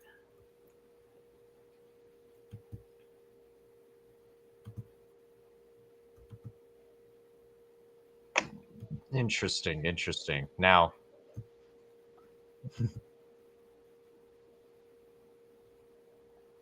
wait, did the Blazers trade their pick?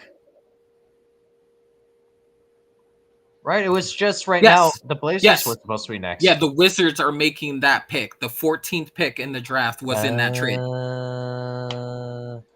So disregard everything I said about what the Blazers were about to do, because I dino brained that one, Joe. That's on me. I heard the words, but I was so locked in on what what the pick might be that I did not even. And that pick is Bub Carrington out of Pittsburgh, BT Dubs. Interesting. I don't know too much about him, I'll be honest. I didn't watch too much Pitt games.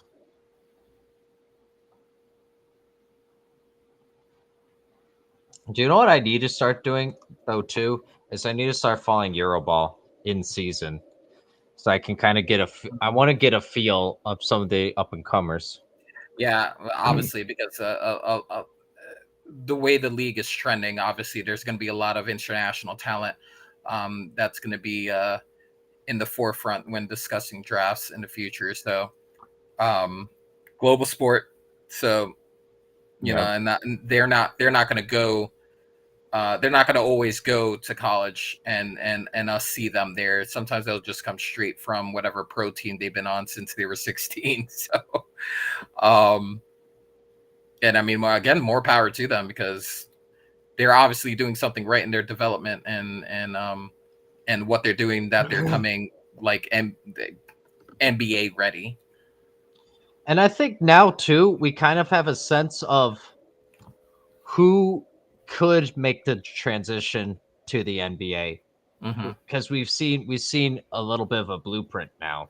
So I think it's well worth the time. Really great environments too, playing environments. But anyway, who's next? Got the Heat at 15 coming up. Oh right, because thank you, because Carrington. Oh my god, I got confused, Joe. And again, happens very easily around here. So what position would the Heat need? Do you think? I think that's going to largely depend on what they think they're going to hit on in free agency, right? I believe there was a conversation about Adebayo and what position he played 4 and 5. I believe that was a topic of discussion Uh here huh. recently on one of the shows. Um, so are they going to look to get someone at a 5 to slide him back up to 4? That's something to look at. If they don't think that, and I don't think this is the case, by the way. I think a lot of what's being talked about out there, as far as Butler and the friction with Riley, and all, I think that's a lot of noise. That I think ultimately he's just going to end up coming back. I don't think the noise that's out there is enough to be like, their divorce imminent. Shout out to Benifer. I don't think I don't think there's a divorce in the cards for these for those two. So I don't think they're going to be looking for like a replacement for his position here. But it'd be very interesting. Health. Health has been an issue with them in the playoffs. Like I feel like they're running Yes. into Hero's been hurt in the playoffs. Butler's been hurt in the playoffs. I feel like maybe depth at those positions, probably couldn't hurt. And they're obviously, very good at in their developmental game. So even if they take a project here would do a lot better than a project in most places. So um, yeah, that'd be something to look at. Maybe depth in some positions where they've run into a lot of attrition. I definitely think it needs to be a wing player because Jimmy Butler, I think, needs more support so that I don't think we're getting 82 games out of Jimmy Butler anymore. And Yeah. even if you do, I don't want his usage rate up. And we know he already does his side quests fine. Yep. Yep. Jimmy. So that's what I Shout out think. to shout out to Hart. Shout out to Jason Hart. Yeah, Jimmy be doing side quests until April, and then all of a sudden they're cooking. Take it serious now, real serious. Yeah, yeah. So yeah, maybe you do that. My guy is still available. Dalton Connect. Um, how's his defense? Because if you Uh, pick up a Dalton Connect, then I mean you have a Dalton Connect and Duncan Robinson, right? So, I was gonna say suspect. is he okay? But I mean, I feel like he's a more dynamic scorer, obviously, than Duncan. So I Yeah, don't want yeah, to yeah. Duncan disrespect more him of a like that. 3-point specialist. Yeah, I think Dalton's a little bit more of a 3 level. I've seen him get into the paint. I've seen him be in the mid range. So, but yeah, maybe you coach up his defense, make sure that he's at least in the right positions. He could probably do some damage with the Heat. I don't. I just worry about For defensively. for Jimmy Butler, it doesn't matter necessarily if you're a good player or not. He just wants to know you're all in, and that you give the full effort Listen, and your Jimmy's the and your work. player. He's the Yeah, player where he can have a bag of chips and a Coke and still feel like he can win the championship. like Jimmy, I think Jimmy feels like he could have gotten those Cleveland Cavalier teams to the finals too if it was him yeah. instead of LeBron. Like that's his mentality. That's how he's wired. Is that whomever is going to war with him, he will drag them to the finals if he has to. But you know what I'm saying? That's why he got mad at Karl Anthony Towns, for example, Mm-hmm. because he felt like they didn't have that edge about them. So as long as they have that's why he loves Tyler Hero. So that otherwise he'll be so. And I don't know if Dalton Connect if he has that personality. If you're going to be bad on defense, you need to have that edge about you. And I don't know. Therefore, Joe, I'm amending my prior statement. Miami Heat will draft Kaishan George, product out of Miami, Florida, All right. because he is a good 3-point shooter and a little better. in terms of a two-way player. And I feel like he's a bigger guard now, which would you want bigger wings. I feel like, Yes, um, with Boston out there. but we'll see. You can tell me if we can keep up the trend. Yeah. I don't know. So I get why when I stream games why I'm delayed because obviously, but this is just absurd now. We're looking at the same cast. Oh, oh, oh! I know. I I have the hate you. answers. Let me guess. It Uh, was a trade for a 2044 pick. no No. trade. Okay. But it is Khalil Ware out of Indiana. Oh. Okay. I like that. Joe, do you know much about Khalil Ware? I do If like his mobility. I do believe that yeah. he was Okay. he had rim protector attributes. Um, I wonder what this means as far as positioning Adebayo. Like, are you doing this to put Ware at the 5 and slide Bam up? What are we? What's the motivation behind this move for me? Is what I'm thinking. Oh, I think for sure it's like a backup plan slash contingency plan, A- and like right, someone to basically learn and study under Adebayo. Mm-hmm. Uh more of a. I got excited because Big Ten, Oh yeah, nah, yeah, for sure. ah, not not gonna stretch the floor, Mister Ware is. I don't know if you could have Adebayo and Ware out on the floor at the same time for too long. Um, that being said, he did shoot 42.5% from range, but you get what I'm saying. Mm-hmm. How dependable do you think that is in here in the NBA defense? Can you hit Yeah, it? Can you hit it on the NBA defense? yeah. I never would have. I never was like, oh wow, he's stretch Mm-hmm. five when watching him play at Indiana. I was like, I was I was like, okay, he's a guy closer to the basket, but a Mm-hmm. gritty guy. That's why I got excited for Miami. Like I really like this fit for them. Good for them. Well, here's the thing. He's going to one of the best developmental basketball teams in the league. Like, as a player, you're always going to leave Miami better than when you got there just because of Yes. how they develop talent.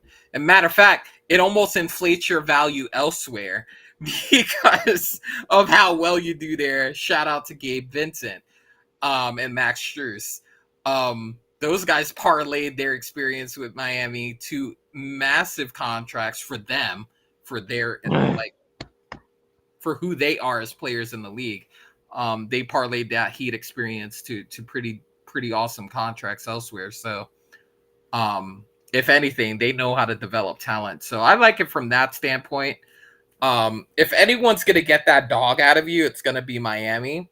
So, what I'm reading is that there's kind of like questions about his like kind of tenacity on both ends of the floor. His like level of, I guess, aggression. Um, Hmm. is what I'm reading in on like ESPN analysis. So, um, Interesting. Yeah, from I that disagree with standpoint, that actually. if that were to be an issue, and again, I did not partake in as much Big Ten basketball as you did. But if it were to be an issue, if you're going to go to a team to draw that out of you, it's definitely going to be Miami, and it's going to definitely be under Yes. a guy like Jimmy Butler because he will get that Oh, dog out of you. Joe, as soon as you said that, they showed Khalil Ware some highlights on the or pictures on the stadium, whatever. Casey Tomanaga's in the picture. Dope. As soon as you said that. It's hilarious. but Shout out to yeah, Casey. he's definitely like a more quiet personality. I'll give him that. Just you can tell who's like the loud, boisterous personality on the court, you know. Yeah, for But sure. but in terms of those saying, well, he shot a high percentage of three. This is how many threes he attempted in all of his college games. So just 3 points, 3 pointers attempted. He went 0 of 1, 0 of 1, 1 of 2, 2 of 3, 0 of 1, 1 of 1, 0 of 1, 0 0, 0 of 1, 1 of 1, right? We get the point. Like Yeah. his 3 point percentage is high because he's not taking that many. And granted, they're probably decently wide open, but he's a guy who he did the dirty work enough and did enough dirty work in the paint. Always double digit rebounds, always. So from that, now we will see now he's not going to be able to hide for long. If he isn't a hard worker slash isn't a hard worker slash doesn't have that dog mentality, it'll be exposed real quick, and he won't last too long in Miami. I look forward to the Wizards trade at that point, but Dang. as of right now, I Send do him to like this. Siberia. Yeah, Oh man. put on the G League Ignite team, Joe. Yeah. For sure.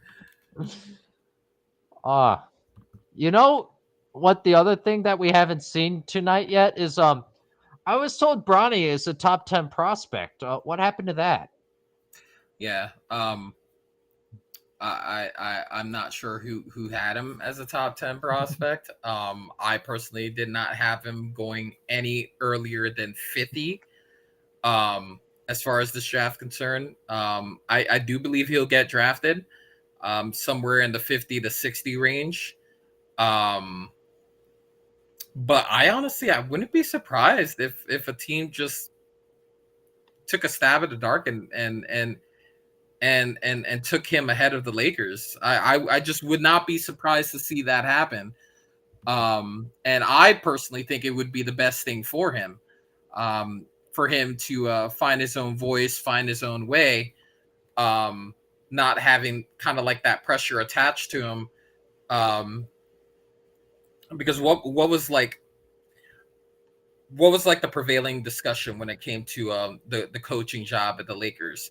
I know one thing that I said pretty consistently when that search was being undertaken was, do you really want that to be your first job?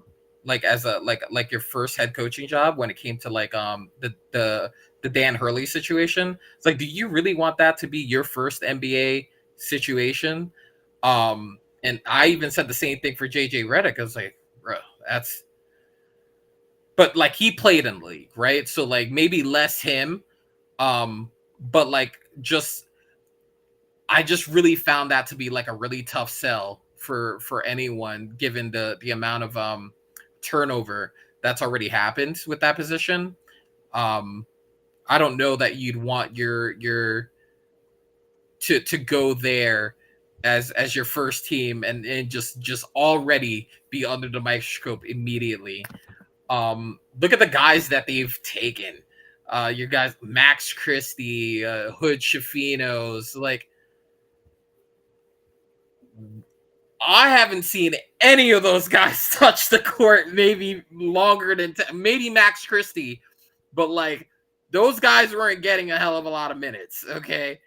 And that's why it's been such a huge like, well, why aren't these guys trading these picks to get whoever they want to get in the trade market? Because obviously those guys aren't getting the minutes. So why aren't they just trading these picks? These guys aren't going to get minutes under this hierarchy. But I for me personally, I would prefer Bronny to be somewhere other than LA, just so that he can just have his best possible chance of not being under the Developed on his microscope. own. Yeah. How about did you hear what Bill Simmons said? Now, Bill Simmons I actually like a lot, but he said something completely stupid the other day. Did you hear about his comment about the Lakers trade for or the Celtics trade for Bronny, then hold him hostage to lure Oh no, in I did LeBron? not.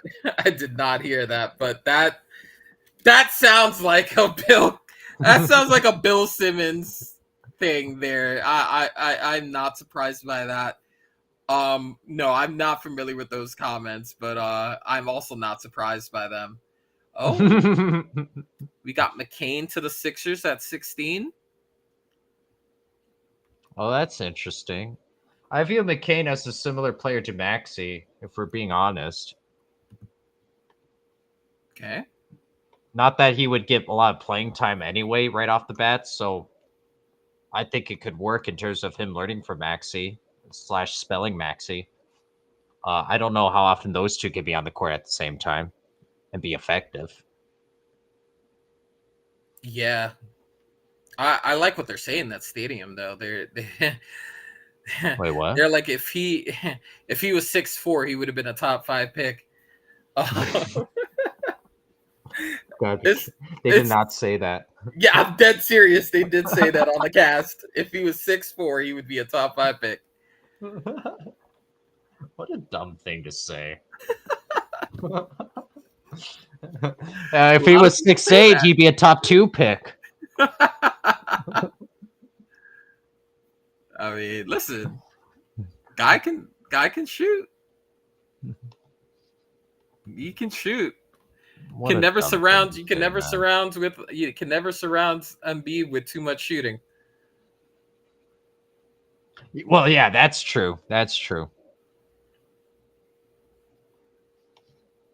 Such a dumb thing.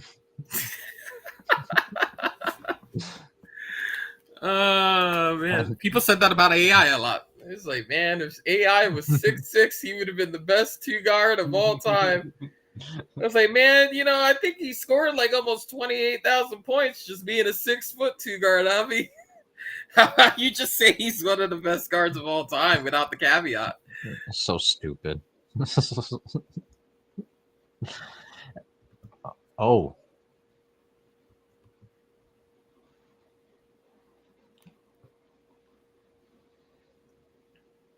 Oh, I forget this all already happened. I was excited. It's like Adam Silver was on. But yeah, McCain already was picked. My bad. My bad. Oh my god. What did I put money on now? I have to keep track of my bet. So the Mexico Venezuela game's going on right now. Okay. Oh, clutch. I picked Mexico money line and the under. Right now we're 0-0 at half. So Let's we're go. living. We're chilling. We're chilling. To be my new favorite bet, Joe, is to pick a draw because just straight up a draw because the Yeah. payout is always like plus 400. Hey, I won tonight. Let's Oh, go. what'd you pick? Hey, I picked the 2-bet parlay. Phillies at -1.5 and under 9.5 runs on total. Yeah. And that hit. Let's go. I told you, I was on a major losing streak on baseball. I was just gonna swear off baseball for a hot minute. But we got a dub. We're in there. We're back. It's all about the campaign to 500. Listen, that actually makes up for 4 days worth of losses. So we're out here. You parlayed it, you said, right? Yeah. Let's go. It's a nice little pleasant surprise there. I almost forgot about that pick until you started talking about yours. I was like, wait a minute. I got something on the table today. We eat today, boys. All right, this Lakers pick is about to come in. Is it Bronny? Yes or no, Joe? Is it going to be Bronny? Imagine all of the reaching tweets that you're gonna. There's not one talking head that would be like, okay, you obviously reached on this one. Because remember, all of the rationale was like you might as well use a second round pick on Brownie because they're not going to play it anyway, yada, yada, yada. Using your 17th pick on Bronny? That's insane. That's insane. Like just on Dalton Connect alone, there's no way you select Dalton. There's no way you select Bronny James over Dalton Connect. Like if I see Dalton Connect there and Bronny James has been drafted, I will lose it. I will absolutely lose my mind. Oh my god. Here's a question, and this just goes Yep. back to uh basically, so like a lot of what's happening in other franchises, like we see like the legal situation going on. We usually see this like super a lot in NFL, like before drafts, like the Jalen Carter situation. And then you see all what's happening like with the Chiefs um literally getting arrested every other day. What do you feel about Shannon Jr.'s prospects in this draft and him getting drafted? Do you think there's been enough homework done on him Oh. and his legal situation to where a team feels comfortable about where they're going now that the charges have been dropped? There you go. I think he could have easily have been a first rounder without. I am a genius. I am a genius. The selection for the Lakers is Dalton Connects. Yes, Joe. Let's Yes, go. Joe. Joe, you're on the Let's board. go. I'm on the board, chat. Let's go.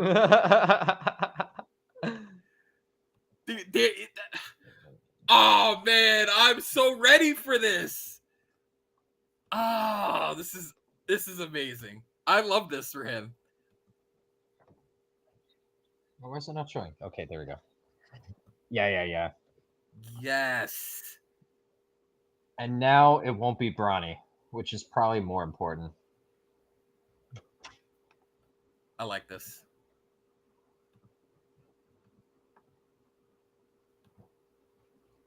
Dalton Connect. Do you only like Dalton Connect because I'm just the his highlight reel came across my timeline?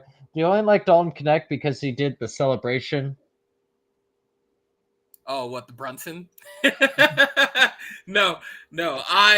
So I have to, just being a Kentucky fan, I have to consume a lot of SEC basketball. So I've gotten to see a lot of Dalton Connect last year, and the guy's just all levels of the. He just puts the ball in the basket, man, and he's got some swag. Like this dude's like he he'll get in a zone where he's really feeling himself. And I'm like, yo, that dude believes he cannot miss. And that's a guy that the Lakers need on that team. As far as ancillary scoring, you need a guy that believes that that ball's going in the basket anytime he's Yeah. letting it go. And I like his size. Um, now I what position is he playing? Right, because I believe he's a 3 in college, but 6'6" here. He feels kind of like a. I believe the comp that I've heard tonight, it's kind of like a Max Strus type. And I think, is he a 2? Is he a 3? Does it depend on the matchup that you're playing against, whether he's a 2 or a 3? And then defensively, right? So, but you need shooting, right? And you Yeah. need shooting around LeBron and AD. So, and he could put the ball in the basket. So love that. The one thing that I just really disliked about the Max Christie pick when that was made was they needed shooting then too. And I felt like he was not a good shooter at all. Very inconsistent. And so I feel like um, they could have found a guy more like that when they drafted Max Christie. But this is awesome. I love this for them, and I love this for him too. No. Wait, why do you? I'm confused now, though. Why? And maybe you explained this, and I just missed it. I literally just turned off the broadcast because it was so distracting. Why do you like this for him going to LA? Oh, dude, bright lights. Dude, this kid's got listen, he'll get streaky and he gets the crowd hype. Honestly, I've seen a lot of Tennessee Vol home games where he starts getting on fire and the crowd goes nuts, and I just feel like he feeds off of that. And then you got an Okay. environment like LA who just at any literally begging this franchise to win a championship, and now it's like going to become even more like incumbent on them to root for this now that Boston has taken the lead again. um he This is the place for him. He's gonna be hype. LA, you got the two of the best players in basketball to learn from. You're gonna get open shots when you have those two people on the roster. All he has to do is put the ball in the basket, man. And your coach, one of the best ever to put the ball in the basket. So it's like this is tailor made for him.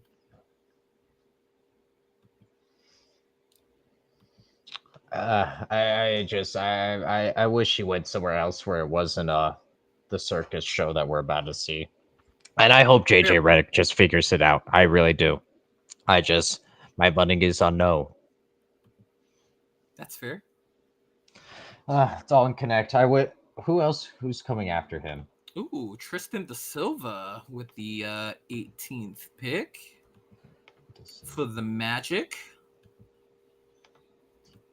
Yeah, I would have liked that a little better, but I do. It does. This is an LA. This is an LA pick to get connect here.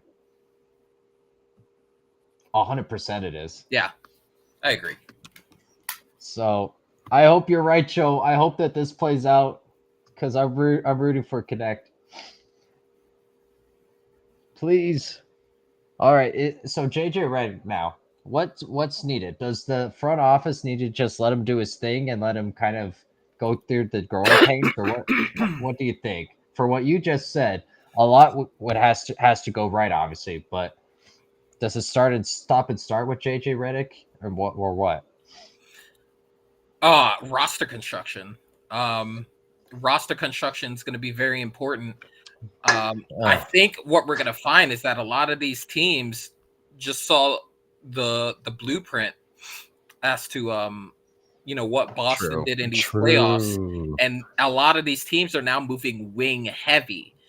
So they want to go at least 4 or 5 deep on the wings to be able to rotate in those first four positions, 1 through 4. Because again, that 1 through 4 for Boston, you're talking about Holiday, White, Tatum, and Brown, 1 through 4, and then you got Porzingis in the middle.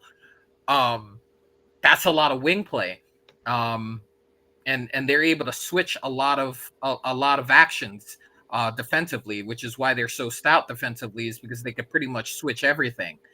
Um, and so and you could see how it's influencing other teams' roster constructions. You just saw what New York did as far as trading for Bridges and then re-signing OG Anunoby. That's literally in direct response to what they would face if they were able to get to the Eastern Conference Finals next year, and if Boston were the team to be there. Wing depth is going to be important, and I think that's kind of how I think that's kind of how the Lakers may want to move. If they're gonna have an opportunity, you're gonna want a surplus of wings. If for anything else, if you have a surplus of wings, maybe you get to play LeBron a little less. Maybe he's not playing 35 to 39 minutes a game. Maybe you can give him 31 to 34, and then also making Anthony Davis the primary option that I've been hearing for the last 3 years. Oh my god.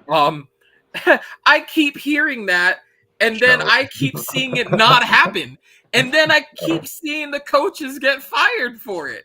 And I'm just trying to understand, if you understood the assignment when you got it, why isn't it happening? Like, he played, didn't he play like 70 games this season? Like, that's about as healthy as Yeah, you're no, going he to was get. available. Yeah, that's about as healthy as you're gonna get Anthony Davis. If he plays over 70, you've done good. why he's not the focal point of the offense is crazy to me. If you truly understood the job that you just got hired for. And that's really ultimately is going to be one of the main things that Reddick's going to need to do is make sure that he's the focal point of the offense. And by all accounts, what I'm hearing is that LeBron's going to be playing more off the ball this year and into the future 2 or 3 years that he has left. And that's evidenced by the fact that he's been really working on his shot. I think last year was his best shooting from three point range in his career. And I think he's made it a point to do that for the expectation that he would not be the focal point of the offense anymore. And yet here we are, still pushing that usage rate, and that's crazy. And do you know where we learned this first from? Who do we learn this first from? The podcast. Oh man, yeah, that glorified interview. Come on, there's no one in this space in this media space that we're in. There's no one that didn't think that was a running interview. And I love that one of the first things that's brought up in the press conference is no podcast. My goal is to win a championship. There will be no podcast for me. Wait, you don't want the #1 spot on Spotify? That's wild. No, he wants the #1 spot in the Western Conference. So it is at the see the Nuggets in the first round. Just think. Let's just think for a second. Just imagine if the Lakers can just score a top 4 spot and just avoid the Jokic in the first round and actually be able to kind of like get a flow going into the playoffs as opposed to just immediately being under duress. True. You know what I mean? There's a lot of matchups that just work really well for you or work really poorly for you. And that's a matchup that just happens to work really poorly for them because at key positions, they're at a deficit. You don't want a D'Angelo Russell, a Reeves guarding a Jamal Murray. That's a recipe for disaster. We all know this. We watch basketball. It's the same reason why I thought that Milwaukee was going to have trouble in the playoffs against any stout backcourt because of who they had playing the backcourt in the Beasley, in a Lillard, and to a smaller degree Pat Bev. That's if you could just at least just kind of like find your way in not having such a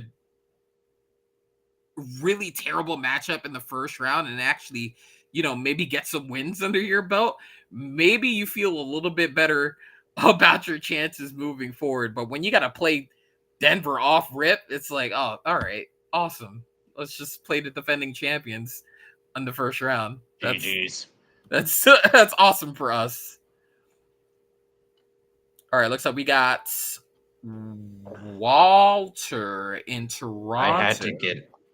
I had to get a glizzy in my system. I was so hungry. I forgot these things. I forgot these things last forever. My dumb self was like, "Oh, I'll be able to do the soccer game right after this." Oh no, this is a full. We're in it to win it. This is a whole thing. And just remember, this used to be this used to be more than 2 rounds at one point. How many rounds was it? I don't recall, but I know it was definitely more than 2. Let's take the ESPN thing off. Not needed. There we go. Okay. All right. What do we feel about this? What? Jacoby Walter going to the Raptors at 19. Well, I hope he learns Canadian, first of all. Second of all, Gary Trent's up pretty soon, yeah? Wait, what? Gary Trent's up pretty soon, if he's not already a free agent. Gary Trent Jr.? Gary Trent Jr., remember him at Duke? Yeah. He I hasn't remember quite when he lived was up. I remember when that was like one of the popular things to say the Lakers to get on their roster because they needed shooting. Gary Trent was a name that was out there to try to grab because it wouldn't have costed as much as, you know, some of the other options they were throwing out there. But I like this pick for Toronto just in case they it's a less expensive option for that same position. I mean, I don't think it'll matter. Oh yeah, no, they're 100% 25, 30 game bound, 100%. But Crazy I'm pick. in my brain, I'm thinking, you know, they just, you know, gave Scotty Barnes this fat contract, and I'm thinking, okay, you know, you got RJ Barrett another year at home.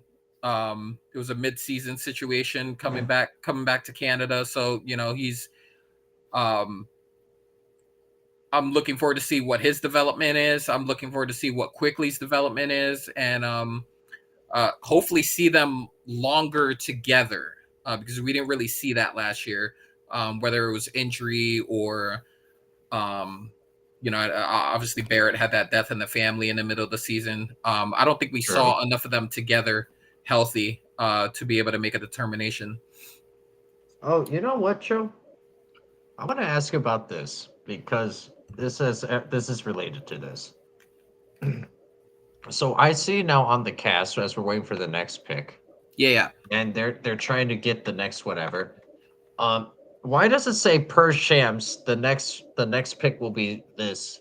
So like, I don't, and then Woj is saying according to sources. Like I don't get why are they trying to flex that they have the inside scoop on something we're about to find out in 30 seconds? Okay, so it's funny you should mention this because this is something, and it's not just them either. They all do it, right? So like, Yeah. uh, uh, the NFL people would do it too. Adam, um, the NFL Network people, they would do it too. And the funny thing is, Pat McAfee has mentioned this on his show for the explicit reason that they got in trouble when they did the draft, the first round of the draft, for leaking the information before the actual pick was made behind them, which was happening behind them because they were on site this year. They got in trouble for leaking picks because they would see the tweets by an Adam Schefter or by an NFL Network insider and be like, oh, yeah, you can't do that. You can't be just leaking the picks before like the stage thing happens literally right behind you. Because but to your point, why do they do that? Why do they per Shams, they're selecting X because they want to be first. This is a be first industry as far as the insider game is concerned. Um there are some that rather be right though than be first. Um so there are instances where you just jump to a conclusion um because of maybe one source or whatever and then end up being first but then being wrong. um but yeah, that's so that happens because obviously you want to be first to the story, but it also, if you see that information and you're also covering it live, don't release that information until they've walked the stage. And that's what the Pat McAfee she good, learned this year good rule of covering the thumb. drafts. Good, yeah. I just, and maybe it's just me. I have a lot of hangups, Joe. By now, you know this of me. It just seems like complete stupidity. Like, I, the That's a Cleveland valid Cavaliers question. called me first. We're about to Like, watch it like right now. like, great, But great, thank. also just the devil's advocate the situation, there Sure. could be people that are not watching live, or there could be people that are like True. at work or something, and they're literally surviving off the fact that they have the noties on for Woj, or they have the noties on for Shams, and so they'll literally see Oh boom. no. So Yeah, and just like the people listening to us right now, Joe. Hence why I have the thing up. But Joe, one of the coworkers at Total Apex, well, we won't get into that. But anyway, just tweeted Spurs getting 2 guards early with Castle Dillingham to go with Wemby. I love that move. At least one's got to be a really good fit, right?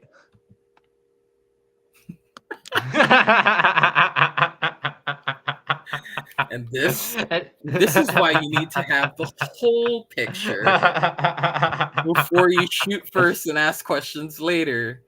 Yeah. Yeah, that's gonna happen. That's gonna happen. And obviously but right, that was my first indication when I was selling it to you, right? And then you were on board. You were with me. You were like, oh yeah, this is 100% great. This is awesome. You know, we get ourselves a veteran 3 or a veteran 4 to pair up with him. And you know, whatever that takes, whether it's Sochan going out, whether that's Johnson going out, you know, if Devontae Graham is still under contract, throwing him in there to make the math work, whatever we got to do. Dilly and Wemby together is awesome. And then we later found out that he's going to be Mike Conley Jr.'s backup. So I tweeted Unfortunate. back at him. I said, Ah, man.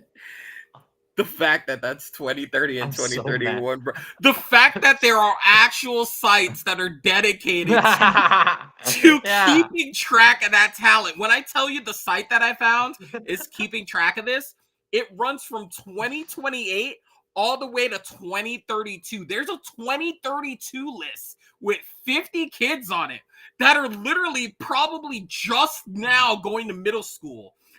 I was gonna say they're That's probably in fifth, crazy, sixth dude. grade. You know what's funny though? Because while I was on hiatus, I was finding positions that they were scouting positions just for like aggregate sites, scouting positions so that you can like you know, scout high school games and you know help create rankings and you know For things of that this nature. kind of thing. Yeah, for this kind of thing. And I'm like, oh my God, this is the stuff that they were trying to hire people for, to create lists for middle schoolers that are literally eating Dunkaroos for lunch. These are the kids that are potentially going to be chosen in this 2031 draft that they just traded picks for. That's insane to me to think about. Especially if they ever go back to the high school thing, because that, you know, that's been a thing, right? That's been the thing that's been in conversation, because when we first started broaching the subject, like as a collective consciousness about Bronny going into the league and then them potentially moving it down to high school age again so that they could get him in there earlier, and then, you know, pairing him up with his dad earlier. Like that was a whole conversation that was happening about and I think Adam talked about it on the Pat McAfee show when he first got on there. I believe the question was asked, you know, where the league stands on, you know, moving that age again, and a lot of the conversation was, but again, this was back when the G League Ignite team was a thing. I don't think they had disbanded yet. And then also now we have the advent of NIL. Fun fact, so Coach Cal was on the Pat McAfee show today, and he's really kind of like really embracing this NIL thing, if for only the fact that maybe he gets to keep the kids he recruits now, because now that they're getting paid, maybe it's incumbent to them to maybe stay longer, unless they have like a guaranteed, there's no way that you're not a lottery pick. Maybe they stay now because money is not a thing.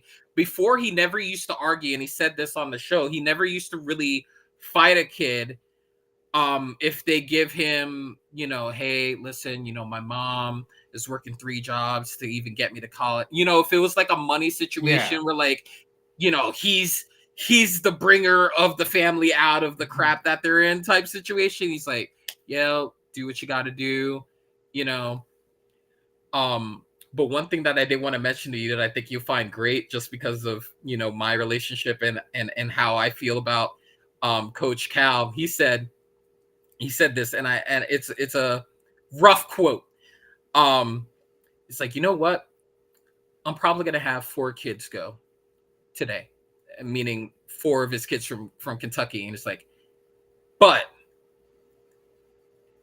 in years that we won, half the team goes to the league. Just imagine if we just win. And I'm like, there's no way you're making this argument. There's no way you're making this argument to us when you are almost directly responsible for Yeah. making this happen. Like, you're literally coaching the team. So yeah, how about we do win? Yeah, how about you coach them Yeah. up to win, bro? If How about you only. do that? He almost made the assumption, like, man, if you'd have just beat Fairfield, maybe we could have had 6 teams. Maybe we could have had 6 players go in a draft tonight. And I'm like, what an ass. You're an ass for saying that. If only he had some impact on that. Yeah, if only he had any impact on that, right? That was funny. They had a great conversation though. I learned a whole lot. I think they're up to 11 players now in Arkansas, I think is what I heard. Via good. NIL, scholarship players, and I think he said something to the effect that he feels good with that number. I remember when he first got the job, he was talking about running like 8 or 9 and just running with that. And I was like, no, let's not be crazy. Let's at least get 2 to a position at least, let's so I'm glad that he got that number to 11. But yeah, it was a cool interview. I'm less vitriolic when it comes to Coach Cal. I think I've had some time to grow as a person, and I've had enough time to yeah, exactly. We support growth. I've had enough time to separate myself from the situation and be like, you know what? I get it. I get it. You were there a long time. Sometimes you just need a new voice. God. So go on and prosper. Just not against Kentucky. Yeah, that's fair. Yeah, and that's fair. That's fair. All right. So what are we feeling here? This is a pick you called. You called for a couple of picks ago. I think you wanted Missy out. What do we know about him? Yeah. I didn't watch too much of Baylor because I watched them once and I said, yep, they're overrated. But so I didn't watch them too. I didn't watch a whole lot of them either, but from what I remember, this guy was one of those rim runners, like your Obi Toppin types. You're always gonna find him around the basket for an alley, either in transition or even him in the dunker spot. Again, yeah, someone like I'm not too familiar. Kind of yeah, like a Clint Capella kind of guy. Definitely not Clint Capella frame. I think he's like 230 tops. But yeah, why not? Use that height. Use that explosiveness. Really hate Pat McAfee right now, Joe. Why is that? That 2031 draft class must be legit. I told you. And you know what?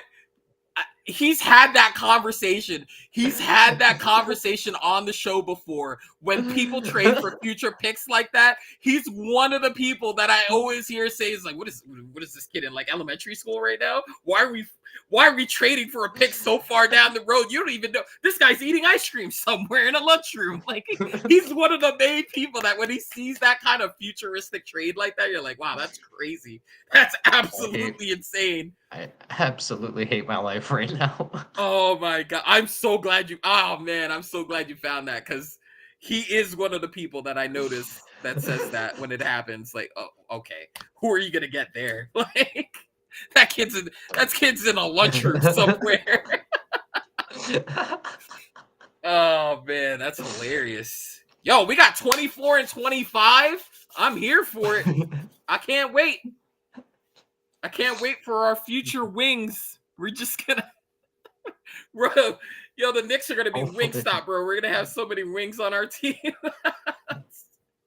Hopefully they're from this year, Joe. Yeah. Well, I mean, they're drafting for this year, I would hope. Yeah. Oh man. You're only 3 picks away from that too. Yeah. Back to back too, so we could take our time.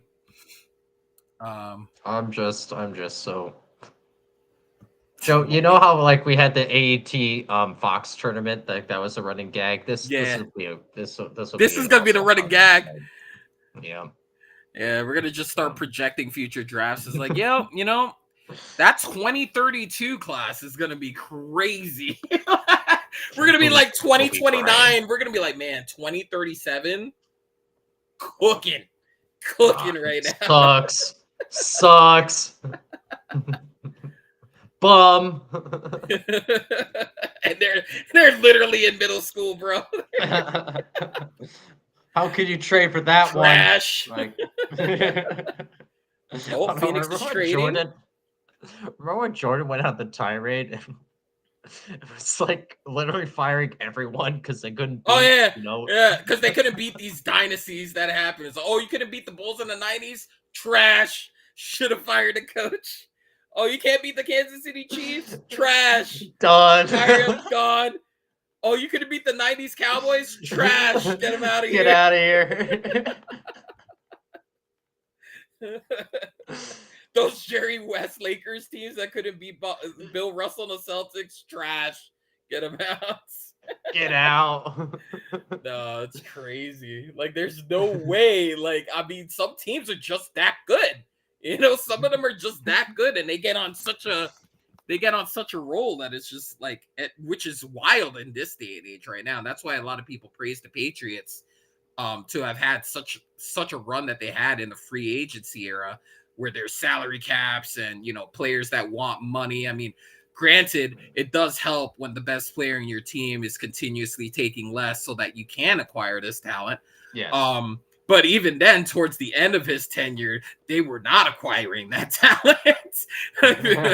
Like, and I think that's really like what was at the crux of, you know, obviously the Garoppolo situation.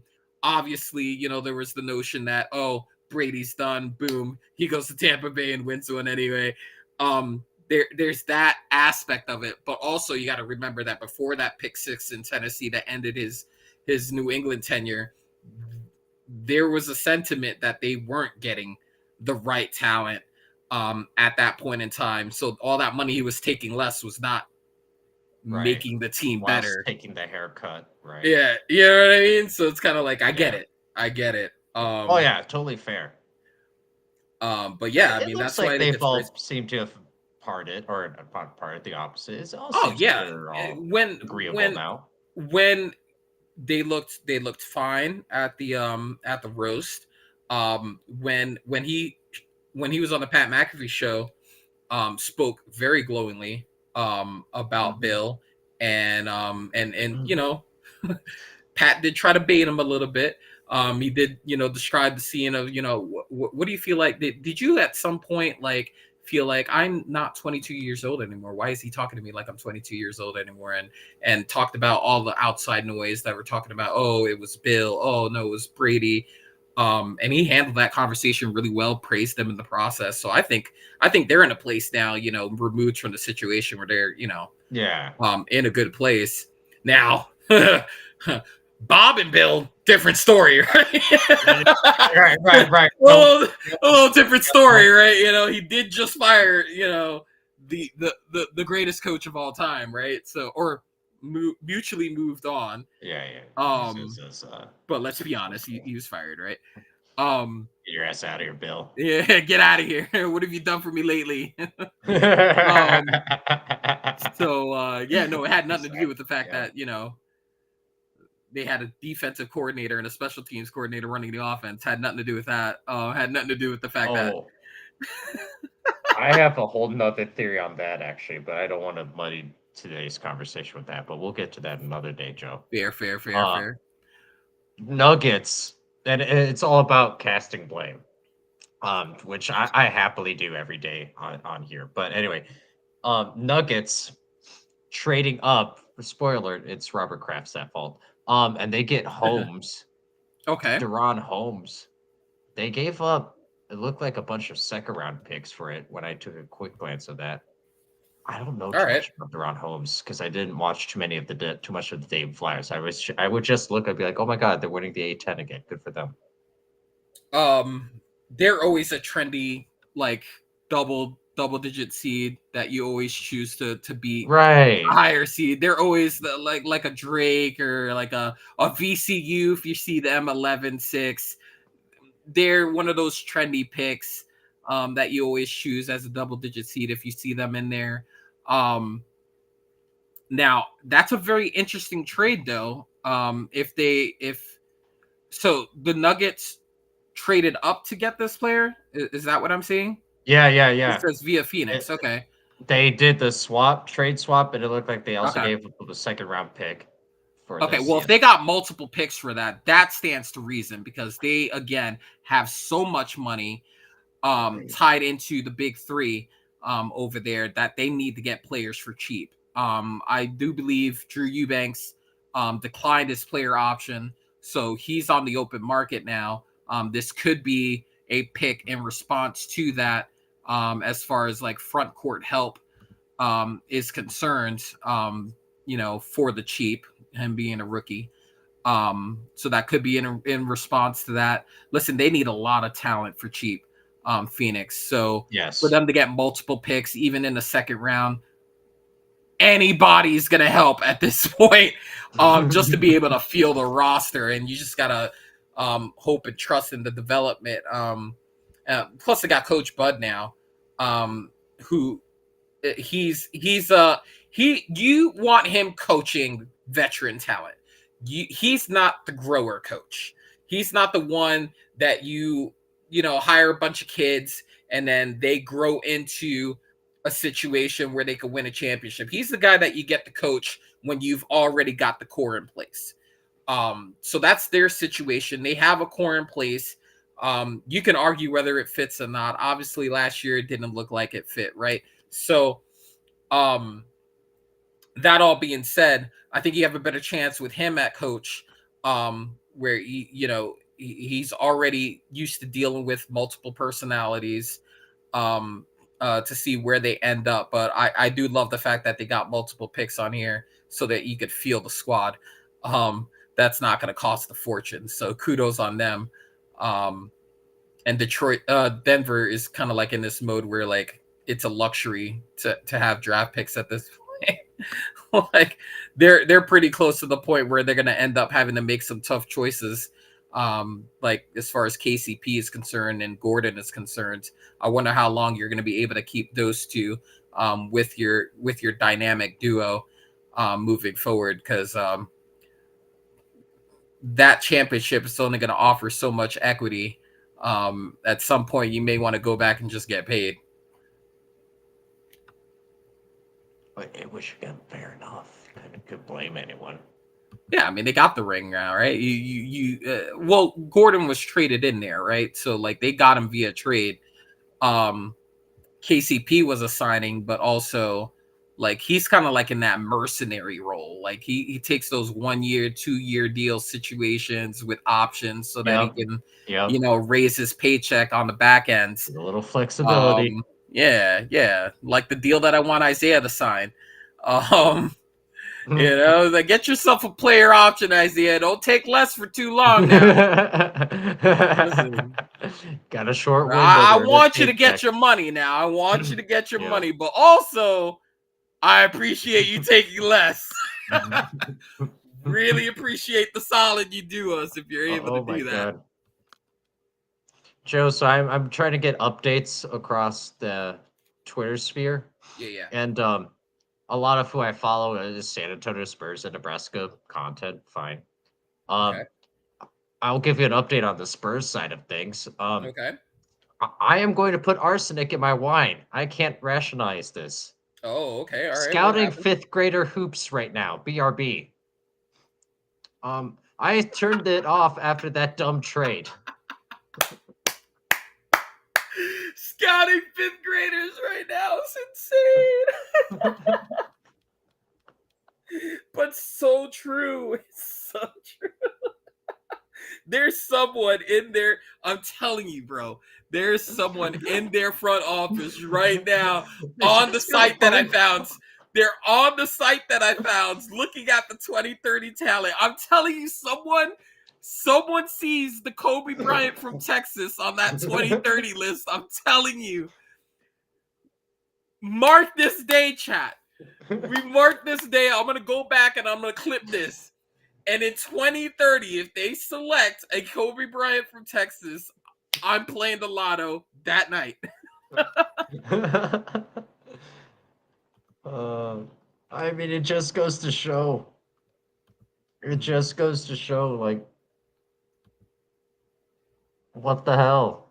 And then, and all the fans are thinking the same thing. And then all these sites, I think they're literally like they're calling up their writers. All right, we need you at Lincoln Middle School in California tomorrow. We need to get a piece out on this ASAP. Like, I really wonder what's going to come of this. But what has you over there?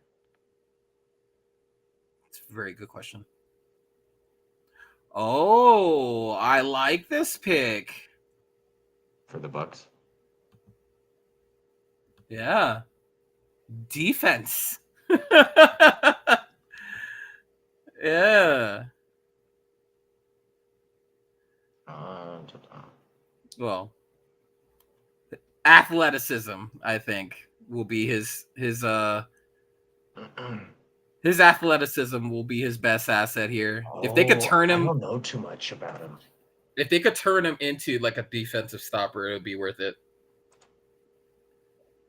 From the NBL, who played at the end in the NBL recently? Who was decent? It's a starter now, I think. That's Aussie League. He was an American. Yeah, that's the Australian League. But there's an American who. Yeah. NBL to NBA, and we're not talking Patty Mills. God bless the Spurs, great. About I can't recall, but I do believe. Wasn't there someone, or am I misremembering? Oh, you know who it was? Who was it? LaMelo Ball. Was it? LaMelo Ball played over in Australia, yes. I had forgotten all about that.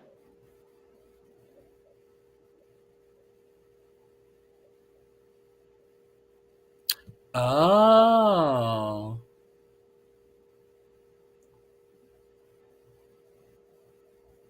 Was this after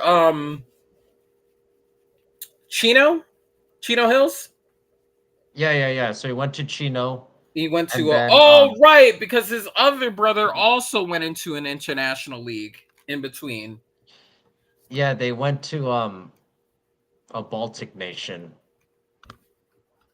I forget if it was Serbia or Lithuania. I think it was Lithuania now that I think about it. And then LaMelo went to the NBL instead of going to college. I do remember this now. I think he only played like 12 games over there though, right? He didn't play much, although I knew it does say here he won the Rookie of the Year there. Oh, wow. Could have been Flash, though. Could have been a popularity thing. I don't know. But do you know who else played in the NBL? Our favorite, Joe. Okay, I'll give you a hint. Australian.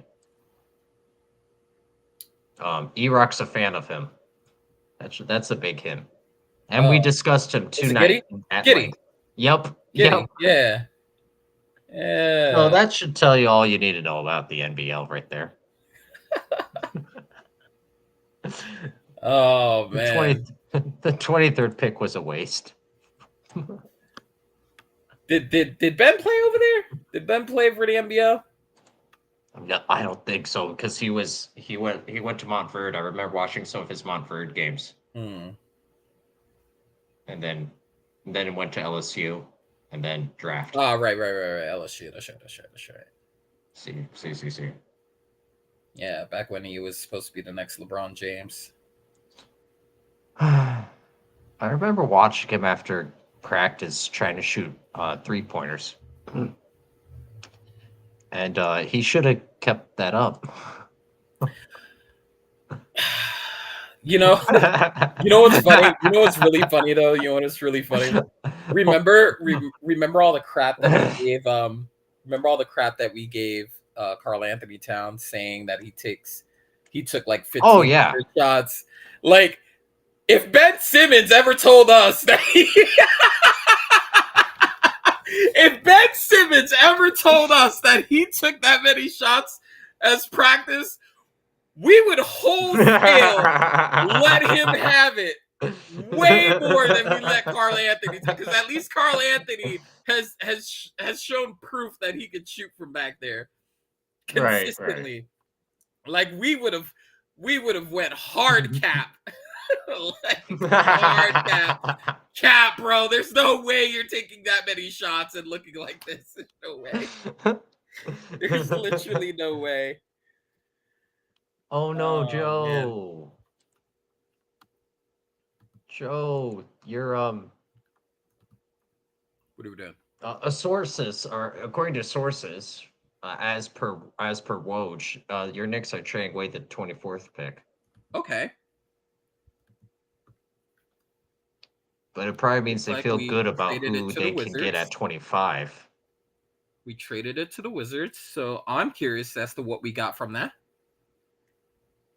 Oh, so that means just to go back to back, it'll just be 25, 26, won't it? Well, usually when you make that pick, you pick up an extra one. At least that's how it works in the NFL. Oh, okay. See, we did pick up an extra one. We picked up a second rounder this draft. Right? Did I misinterpret that? Right? So that just means the Wizards go 24 and your Knicks go 25. We're gonna go 2 in a row still, right? But we also picked up an extra second rounder for Bronny. Imagine. Imagine those LeBron to the Knicks scenario.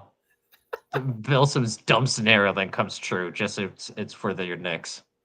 Okay, I like this. I like that we did do that though, because all we did was literally like, and they're not picking a player that we wanted, so we could probably still get the 2 players we wanted. Right, while that's what I'm saying. An extra one on the back end.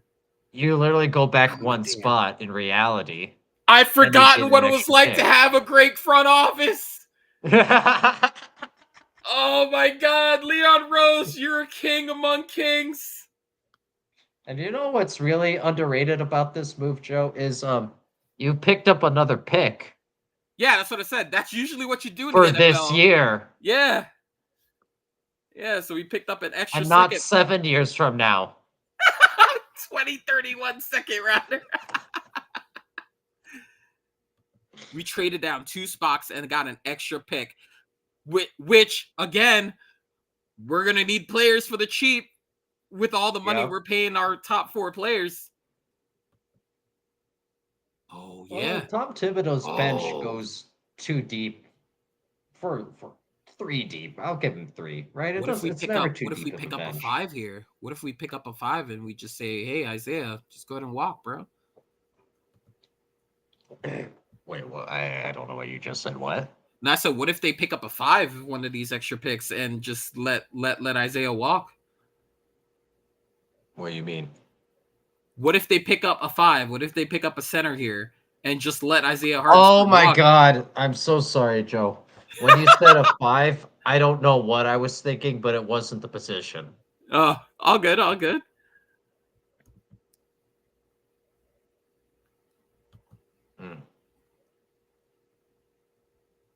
You'd be okay with that, though, It's a lot of money. Like if you are, you just gotta. You're in a tight spot.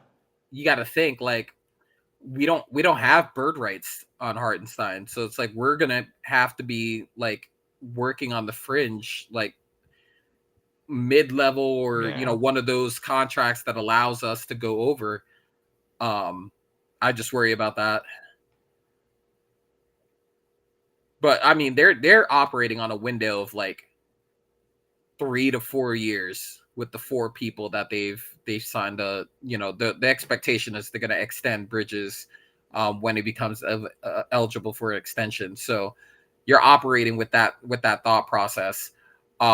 What I'm interested in finding out is, what does this mean for a Julius Randle as far as past his contract? Because there's only so much money that you can spend, and obviously with him we can go over the cap because he's been there forever.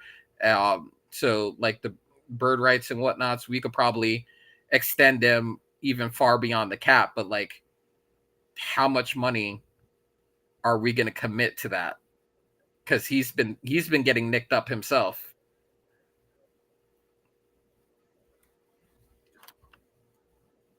Are you worried too about Brunson and the hand situation, or no? I'm not worried about that too much. Um, what I do, and this a lot of what they're doing is gonna help him in this way. His usage should go down with the additions that they're making. And they True, true, won't they true. won't have to depend on him nearly as much. And Mikal Bridges gives them a little bit of ball handling. Like he's had to handle the ball as the focal point of that offense. Um, so we can have him a little bit off the ball too, which he's already shown the ability to do. Um, Running with Doncic. Um, so that can also help Yep. him as far as having to be ball dominant. You could play him off the ball for a little bit, and that'll help him in fourth quarters, because maybe he's not handling as much fourth quarter. He can be that dude and close the show. Right, and more importantly, it's not then him having to be exhausted because of that high usage rate. So I love that. And Joe, I love who you guys picked here. Remember, I called for him to be called earlier. Keyshawn Yes, George. yes. Love this for you guys. Great, great, great New York Knicks I pick. believe that's the Wizards pick, though. Am I that stupid? That's the Wizards pick that they made in place of the Knicks. Oh, well, We're I picking I now. love that. I would love that for the Knicks. Hate that he's going to Washington. He would have been great for your Knicks, and where I can't believe we just had this great where whole good players conversation. go to die. Yeah. Oh, I feel so bad for him. Oh no. All right, who's left now? Of Yeah, I'm note. actually kind of curious. I'm glad. I'm glad you. I'm glad you're. I like how you said that too. I think that's the Wizards pick. I'm like, hey, idiot. We just talked how they traded the pick for like a good 5 minutes. I'm Uh, curious as to what they do here. Because now for teams like this, for teams like Phoenix, um, and maybe to another extent, teams like the Bucks, when you have so much money, Celtics too, you could put the Celtics on that list. When you have so much money committed to the front end of your team, so much money committed to the starters on your team, it becomes incumbent on you to have enough picks to be able to have talent on your roster for the cheap. Um, right. so like for a team like the Right. Knicks now, with this particular draft in that we're drafting for now, these are important players right now, because we don't know what the financial what the ramifications from all the spending they're doing right now is. That these players end up becoming important, because they may end up replacing people in the rotation now that won't be here moving forward. What if a guy that we choose now um replaces a guy like Miles McBride? What if a guy on our team now Mm. replaces, some of these ancillary pieces that we're not going to be able to afford 2-3 years from now when all these contracts are really kicking? So these picks are going to end up being really important. Very Same thing for crucial. Phoenix. Phoenix is going to need to be able to fill in some blanks too with the picks they're accumulating. Are you ready? Who I think your Knicks are going to pick? Tyler Kolek. Not mad at it. We also didn't get to see him in crucial moments last year because of injury, right? I think he missed a majority of the Big East tournament, if I'm not mistaken. Yes. And I don't think he could have been. I mean, maybe he was as close as to 100 as possible for the tournament. They did leave him out long enough for him to be as best at his best health possible if they would have played him. That'd be interesting. Yeah. Tyler Kolek, he can run the point, so Brunson doesn't have to do it all the time. Mostly in a reserve role, but also allows Brunson to not have to be completely ball dominant if for like the 5 minutes the two are on the court at the same time. Okay. I am not familiar with this man's game, but let's go. They picked up I one of the apologize. Frenchmen. I was not familiar with your game. Who was it? Pacome Dadier?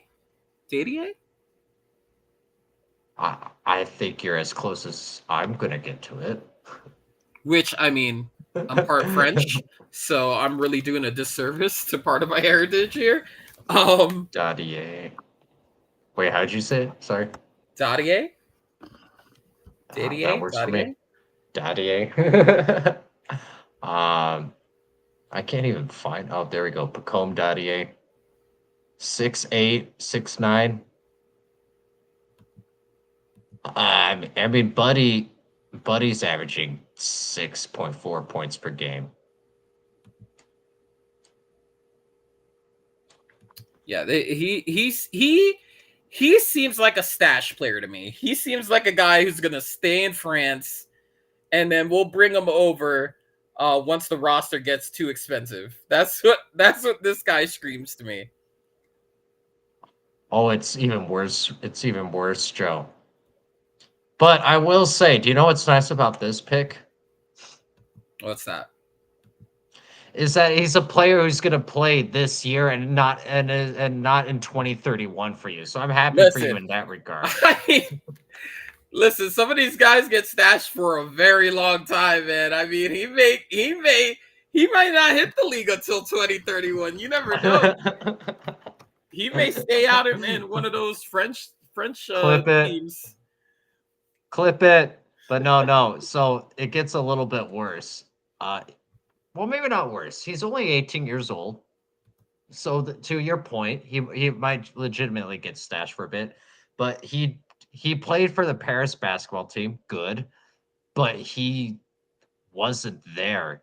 He played for Ratio Farm Ulm in the German Bundesliga. So Interesting. the German basketball isn't nearly as good as the French or Spanish basketball. And I'm gonna look right now at Ulm. They did finish fourth in the German, but there's a huge gap between like the Berlin and the Bayern Munich basketball team. Okay. So, and if you only got 8.4 points there, like this is definitely like a project pick, is more or less what I'm saying.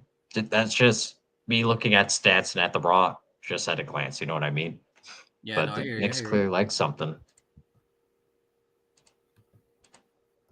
And yes, I would know a little bit about German basketball. Oh, can I tell you, we had the Venezuela-Mexico game here, and we have the under, and we had Mexico to win, so the Mexico winning isn't going to happen. Venezuela's up 1-0. But now we had the under, nailing it so far. Venezuela gives up a really terrible penalty kick, and Mexico kicks it. The keeper saves it. Oh. The under is still alive, boys. Let's go.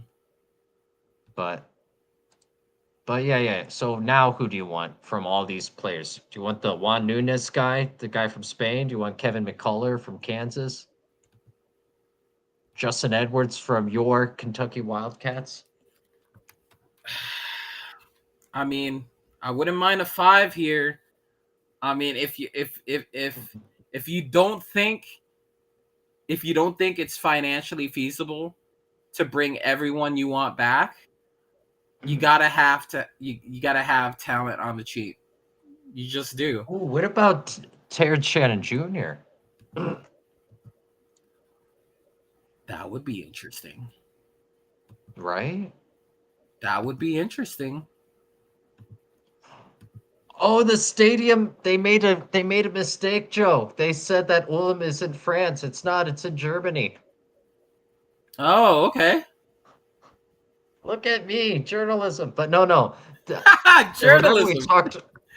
we talked earlier about what we should make out of Terrence Shannon Jr. I think he would have easily been like a top 15 pick if it wasn't for anything that the Yeah. allegations said. The allegations found that right that nothing was corroborated, there was no evidence, Mm-hmm. and that everything was dismissed.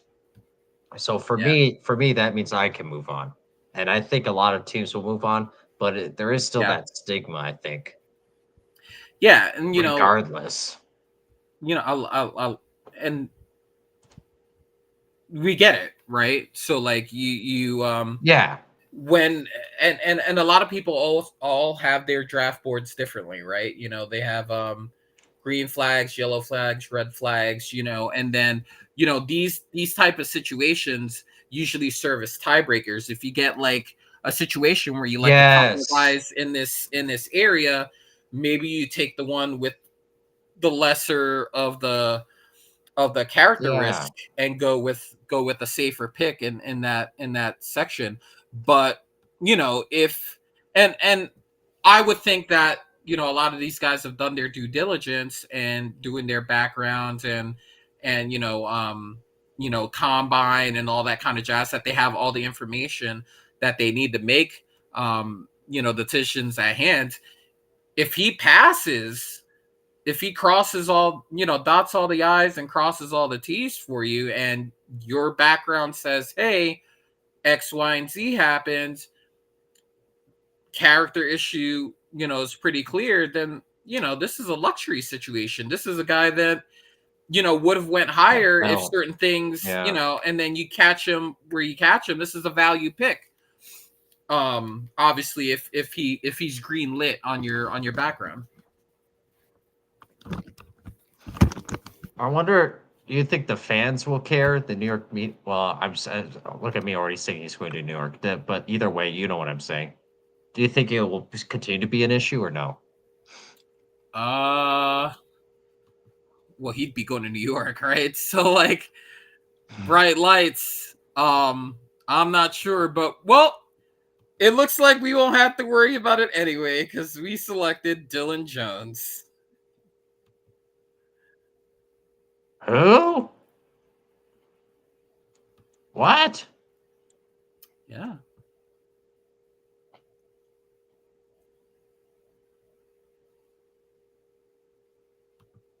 What? Telling you, dude. Wings.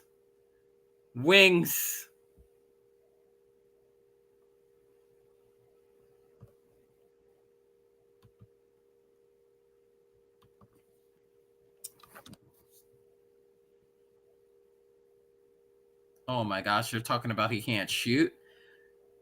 Guys, what do you mean? Whoa, Whoa, wait a I minute. can't Hold on. find this guy. Pause. What? Thunder via New York are selecting this guy? I'm confusion. Did we trade this pick? Oh no. I think we traded this pick. Oh, Joe. I think you did too. A source tells ESPN. What did we get? And the Thunder get Dylan Jones, which is just as good because yeah. What did we get though? So the scouting report for Dylan Jones, and I didn't watch too much Weber State games this year, but just You and I both. I mean, when it says he's got a menu of skills and a willing worker whose game will fit in some way in the NBA, I think this was a catastrophe that you just avoided, Joe. So good for you. In some way, that's like having when you create like a desk or you make like a wall unit, and then you have these like extra parts that you like in case you need in case one piece was missing, you just have these spare parts. That's what they made this kid sound like. Like he's gonna fit somewhere in there, so we're just gonna put him in the bag. We'll just put him in the bag and send it to you. Maybe you can figure out what he's useful for. That's your problem now to figure out. That's wild. I just need to know what we got. I don't know what you got back though. Because we netted a second round pick for the first trade. So I kind of want to see which what fine. we. Okay. Oh wait, I see it. I sees it. Talk to me, Woj. All right, Knicks are trading 26 to the Thunder. Sources tell ESPN. All right, heard. What did we get?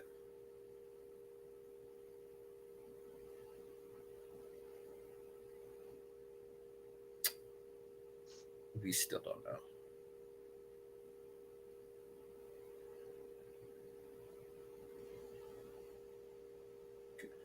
Yo, Woj's fingers are definitely hurting, bro. He misspelled Dylan. I see him editing tweets. This goes back to what I told you. Is it better to be right or is it better to be first? He's just out here just trying to beat Shams, dude. He wants to make sure he owns Shams tonight. Because Redick is the coach of the Lakers right now. So that's a W for Shams right now. Shams is up right now. Oh, wait. Not even kidding? Wait, how old are the Ginobili kids? Oh, good question. Because... Oh, tell me you found them on some 2031 list. That would be amazing. That would be great. Just 3D chess, bro, from the Spurs.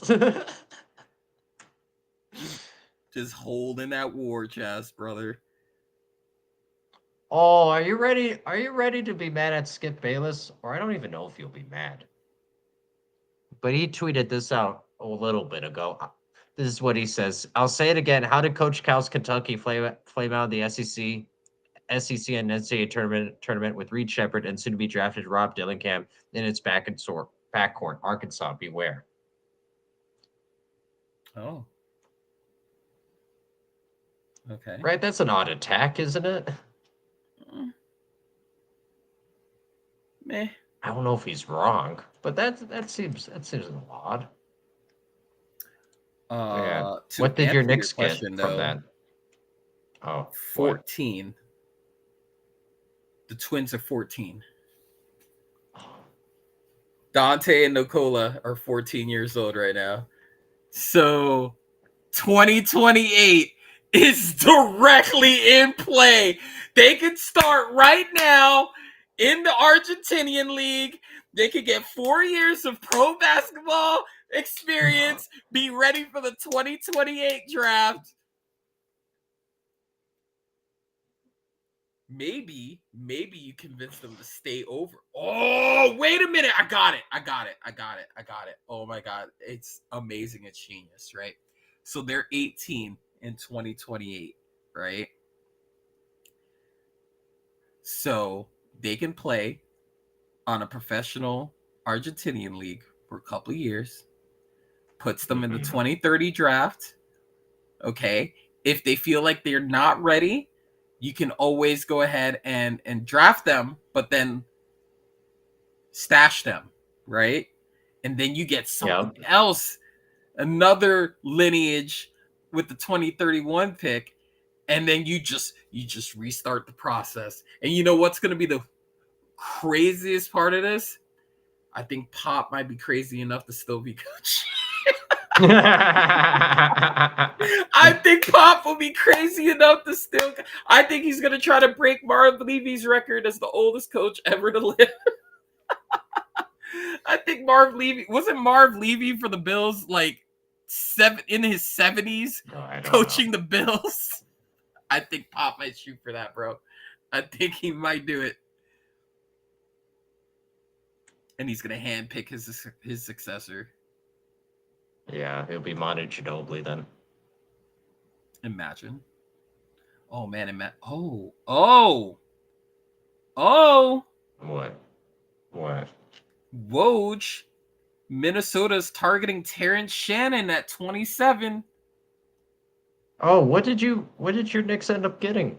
I don't know yet. I still haven't seen the follow-up. TBD right now. TBD. Yeah, Minnesota. All right, so this is a good fit. And this is what for Minnesota, this is what Minnesota needed.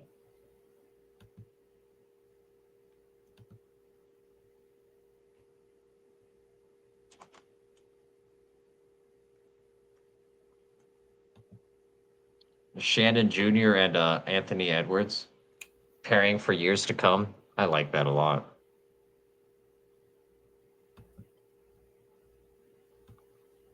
How about that 3-guard rotation, though?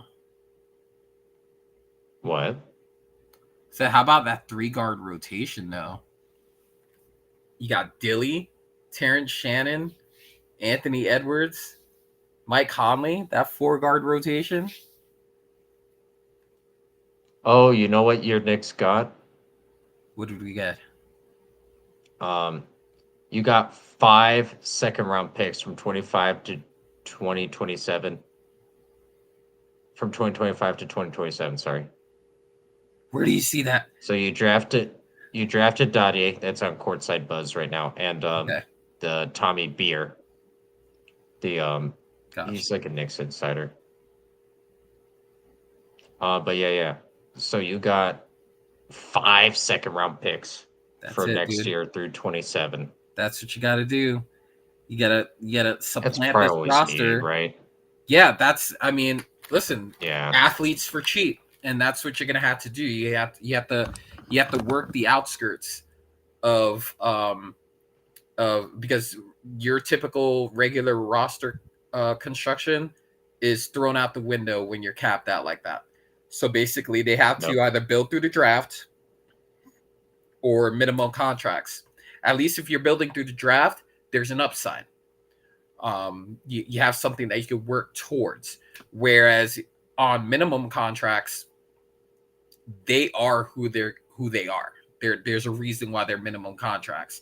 They're either one-dimensional, meaning they're really good at one thing, but not great at anything else. Or they could be a person that's chasing a ring and has made their money already. And so they're taking that flyer to just kind of chime in and give you whatever they have left in the tank to chase a ring. These are the guys that they're looking towards at this point to fill the roster. And I think with where the trajectory of where the Knicks are going, with how top-ended their talent is right now, like you can get a guy on a minimum contract that's made their money to go to the Knicks at this point. Especially when you have a guy like Tibbs running the team, he's going to favor veterans over the younger talent. He's going to favor a player that's a player that's been in the league, that's contributed to winning, things of that nature. He's going to favor them over. Just look at what happened when the injury to OG happens. Like, next man up was Alec Burks, who's a veteran, has played significant minutes with teams. It's not like he put a Jacob Toppin in there, or a guy that doesn't have any meaningful playoff experience or meaningful tenure. Like he went to Alec Burks because the guy's a veteran. He's been in the league. That was the next man up for them. So it's gonna be very interesting how they fill out the roster outside of what they've already committed. Just because they're gonna have to work on the fringe now, as one of those capped out type teams. But I mean, I personally love what they're doing right now. I love the pick accumulation because, again, Rose knows with the money that they have allocated to the top of their roster like that, this is the only way they're going to be able to build rosters now at this point. Yeah. And you don't mind it, though, because... Yeah, I mean, I'd rather have that than, guys that are one-dimensional. Like I said, the guys that are available on the minimum contracts could be there for a multitude of reasons, but usually the reason is because they're good at maybe one thing, but not great anywhere else. That's usually who you find there.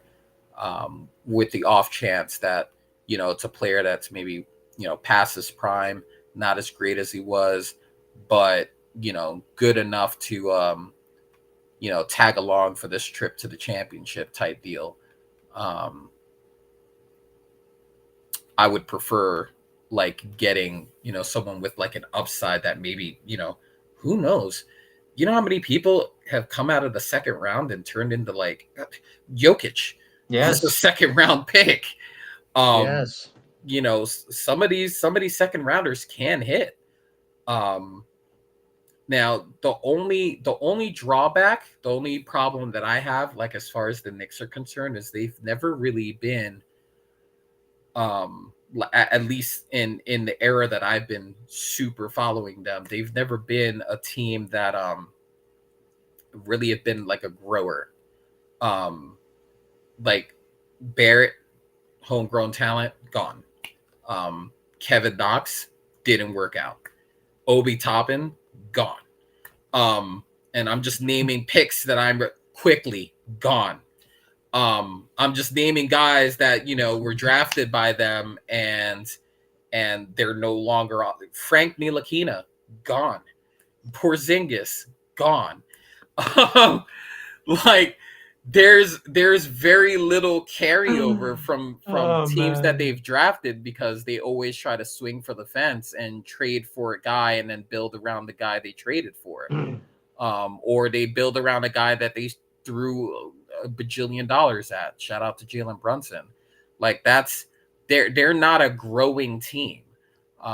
Same thing with the Lakers. The Lakers haven't been a growing team for quite some time. Like they happen to lose into some pretty awesome, drafts. Kuzma, Ingram, Lonzo Ball, like they lost into those picks. None of those guys are there anymore. Like because they're not growers. They're not franchises that like typically grow. They typically go throw a whole bunch of money to whomever's the next person that wants to leave, or they throw a whole bunch of picks and players to the next person that wants to leave, and then they build around that. So that's the only thing that I worry about with the Knicks is that they've never shown a propensity to build this way. But I think because of their financial situation now moving forward, it's forced them into a corner to where they have to build this way. And I'd be very interested to see if Tibbs could be a builder, because he's never been shown to be a builder before. He's always been that coach that he's not the grower coach. He's a guy that takes the veterans that have been there and done the thing and tries to take them to the next level. So it's going to be very interesting how they balance that moving forward. Yeah, I mean, what we're asking is how can Tom Thibodeau develop Dadier in 2028? So I'm really looking forward to that, answering that question. But in the very interesting if he gets to 2028. For that to happen, he will have had to have won a championship. Yeah, like it just depends on the health of his roster at the end at the end of his Well, contract. I can tell you that already, Joe. It's not looking too good.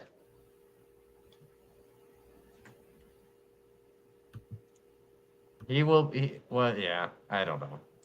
Although, I don't know. I want Tom because I really like how Coach Tom Thibodeau approaches the game. I really do, and coaching. I really do. I want to see it work out, but Yeah, he's I definitely don't not know. going to cheat anyone. He's listen. You're never gonna find a Thibodeau team accused of load management. That's the one thing you're never gonna see from a Tom Right. Thibodeau team. If your team is playing a Tom Thibodeau team, count on the fact that the stars will be playing. Like, that's one thing you don't have to worry about. Now if they get hurt, they get hurt, but it's never gonna be a situation where they're they're taking a precaution.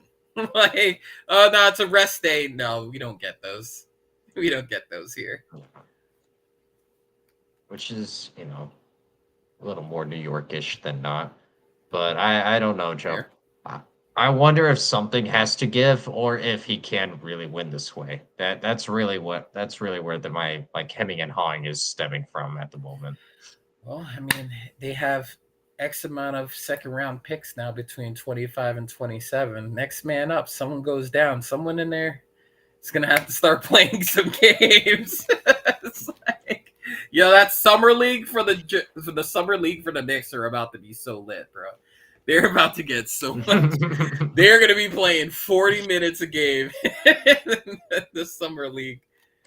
Get them ready.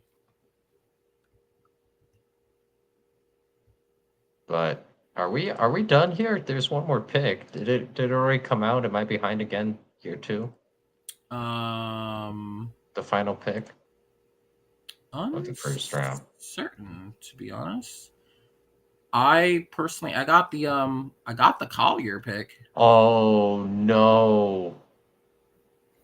Joe, so have you seen the Simon Charles account on Twitter? S_Charles NFL. No, I don't think so. So if I go to it, he's got 7,000 followers. Yeah. Okay. If I go to it, here are some of Yeah. his latest tweets from earlier, for example. Gotcha. Atlanta Hawks will select Devin Carter with the first overall pick per sources. And then another one. UConn anticipating Hurley's departure and has begun their search for the next head coach per sources. I'm told the lead candidate is Ed Cooley of Georgetown. And then let's just read one more. This will illustrate the point. Oh,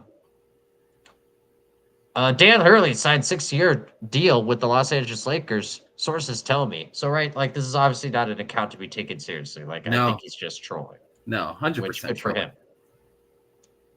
So now, NBA scouts expect Marquette guard Tyler Kolek to go undrafted after recorded only 7% on his Wonderlic IQ test. Reports surfaced earlier this year that Kolek couldn't read, and now his Wonderlic score is the lowest of any NBA player ever recorded. First of all, NBA players usually don't do the Wonderlic test. That's for the NFL quarterbacks specifically. And then we have someone from our Total Apex 7,000 family who followers. replies to that, Joe, and says, "Didn't we do the same dance with CJ Stroud? How did that turn out?" Like, Oh bro, no. it's a meme account. And now he's Oh, comparing that no. situation to CJ Stroud. Oh no. Gold, Joe. Gold. Yeah. You know what's my telltale sign if I know an account is real or not? I see how many people I know follow the account. If I find the account and it shows no one you know is following that account, that tells me everything I need to know. Everything I need to know. So when I looked in that and I saw that, I was like, oh, okay. You can't be real. You can't be real. You know who really hates accounts like this? Pat McAfee. Ooh. He Wait, hates why? the whole aggregate account network he just dislikes it. One, because a lot of these accounts farm other people's accounts for content. Two, you for this reason that we're discussing now, is that you find yourself in a potential meme account situation, and you can get got. And he's gotten got a couple of times on some things that he's had to quick delete after the fact. Now granted, they didn't see the airwaves for too long. Like, he caught it quick enough to be like, that can't be real. Like, but yeah, he hates the whole aggregate account, and the fact that anybody and their moms can get a check mark now these days. It's just like, come on. Like, just why is it called an aggregate account? It's just it's like the term he uses for accounts that aren't the main source of the content. That's what he uses as the term. Like, it's an account that farms other accounts for content. Okay. Okay. See, like what you were looking at, like, he had the like, I saw a lot of retweeting of other things, that the other things that might be real, but then, like, his comments aren't real, like on this account in particular you're talking about. Yeah, so yeah, it's a good account for trolling. I mean, honestly, you got 7,000. It's a good troll. That's wild, dude. That's crazy. There's 7,000 people. There's 7,000 people watching you post nonsense. That's awesome. I mean, I try to do decent content that's at least up, slightly informational, and I'm only at 62, so I'm the one doing it wrong. Ooh, let me see. Who's this Baylor Shireman that the Celtics selected? Oh, let me tell you, Joe, I can't tell you. Completely overrated piece of garbage, and I'm only saying that because he went to Creighton. We don't support J-Skers here in Nebraska, but kidding aside now, I don't mind. You have to like a player who went to Creighton, right? And played in that system under McDermott. Not that he's at the same level as a Hurley, but you have to love that first and foremost, I think. And then it's just another 6'6" person who can probably stretch the floor for you, I think. Get boards as needed, right? It's just really kind of the mold of what they've been doing anyway. So this, all kidding aside, we'll forgive it the fact they went to Creighton. Go Nebraska, go Big Red. It kind of does fit the exact mold of the players that they're looking to stockpile. Okay. All kidding aside. So if right. So when Peyton Pritchard gets too expensive, or when right. Who's the other guy? Help me out. You know what I'm talking about. Sam Hauser. When Sam Hauser gets too expensive. Yep. Boom. You slide him right on in there, and you keep the trade moving. The succession plan. I mean, that's honestly, and again, this is the same thing that I'm interested in seeing what the Knicks do, because they're going to need to be able to operate on the fringes. Boston has been preparing for this for years now. They've known that Tatum and Brown are going to get these large contracts, and at some point decisions are going to be made. I was listening to Brad Stevens over at the Pat McAfee show either yesterday, I think it was yesterday, basically talking about how it's going to be like to have to operate on the fringes, when these contracts start getting huge. It's going to be like the kind of like the next evolution of what they do as a front office, is now operating with two guys at that high number, whilst also having a Drew Holiday and Derek White situation as well. It's like, how long can you keep those four guys um, on the team whilst also forming things around them? Um, it's going to be very interesting to see how they move forward. Because everybody thinks this is the next dynasty now. Um, that's the narrative that's out there. Oh, they're a dynasty already, just off the one. Um, Maybe that one alone for today. just off the one. Um, this actually, this fascinates me. This this kind of like front office maneuvering you have to do when you sign all these contracts, these cap mechanics that you kind of need to operate on the fringe, because these are how the good teams become great teams. Is once your players get to a level where it's like, okay, everybody's gonna get paid. How do you operate around the fringes now? Like, how do you? It becomes a development of talent. It becomes, okay, when do you let a person walk and then that next person comes in afterwards? You see a lot of this more kind of like in football. There's always a drafting of a replacement for a player that's going to have a contract coming up soon, and they've already projected they're not going to keep this person moving forward, even if they don't say it out loud. Their drafting tells us what we need to know. um but like that part of uh front office management always fascinates me, because that's when the nitty gritty decision starts getting made. It's like, okay, um, come 2027, not sure if we can have this guy around. um, Denver's gonna have to make a decision soon, as far as like players like KCP and Gordon go. Um, all that equity you get from a championship, and sacrificing money to get to the championship. Once you get that ring, now it's like, all right, I got my ring, man. I still got about 3 years left of my prime. I'm gonna go find some money somewhere.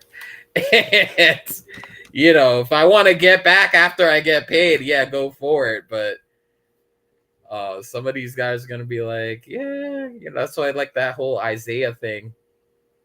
Hardenstein taking less now. I'm like, oh, you're willingly do this.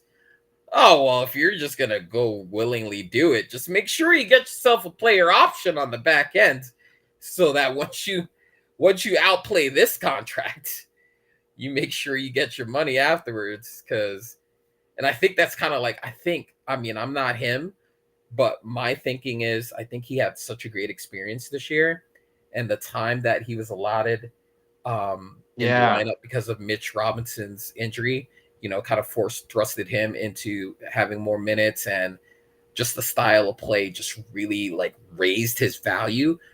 I think he's willing to take a little bit less now, because we're right there on a cusp. He's seeing what's happening around them. He's like, oh man, we got Bridges now. Oh man, I gotta OG's stay. re-upped. Oh, we're going to the East Conference next year. Like, we're going to the ECF next year. We might be playing for a championship next year. So if I'm him, I'm thinking, man, they just raised my value so high, and they just made the team around me so much better. If I do a 1-1 right now, get a nice, cool little, break me off a nice, cool little double digit first year, I can make this back up on the back end after we win this chip next year. Like, that's I think what his line of thinking is right now. I mean, he could probably get 80 to 100 elsewhere in 4 years, maybe. But like, I don't think a lot of teams are just sitting on cap space right now. Like, the teams that have the cap space right now are not teams that are going to be going to the conference finals next year. Like, so I think that's kind of like what he's processing right now, and why he may be willing to do that. And for one, I ain't mad at it, because I want my team to win a championship. Oh, that's a good reason, Joe.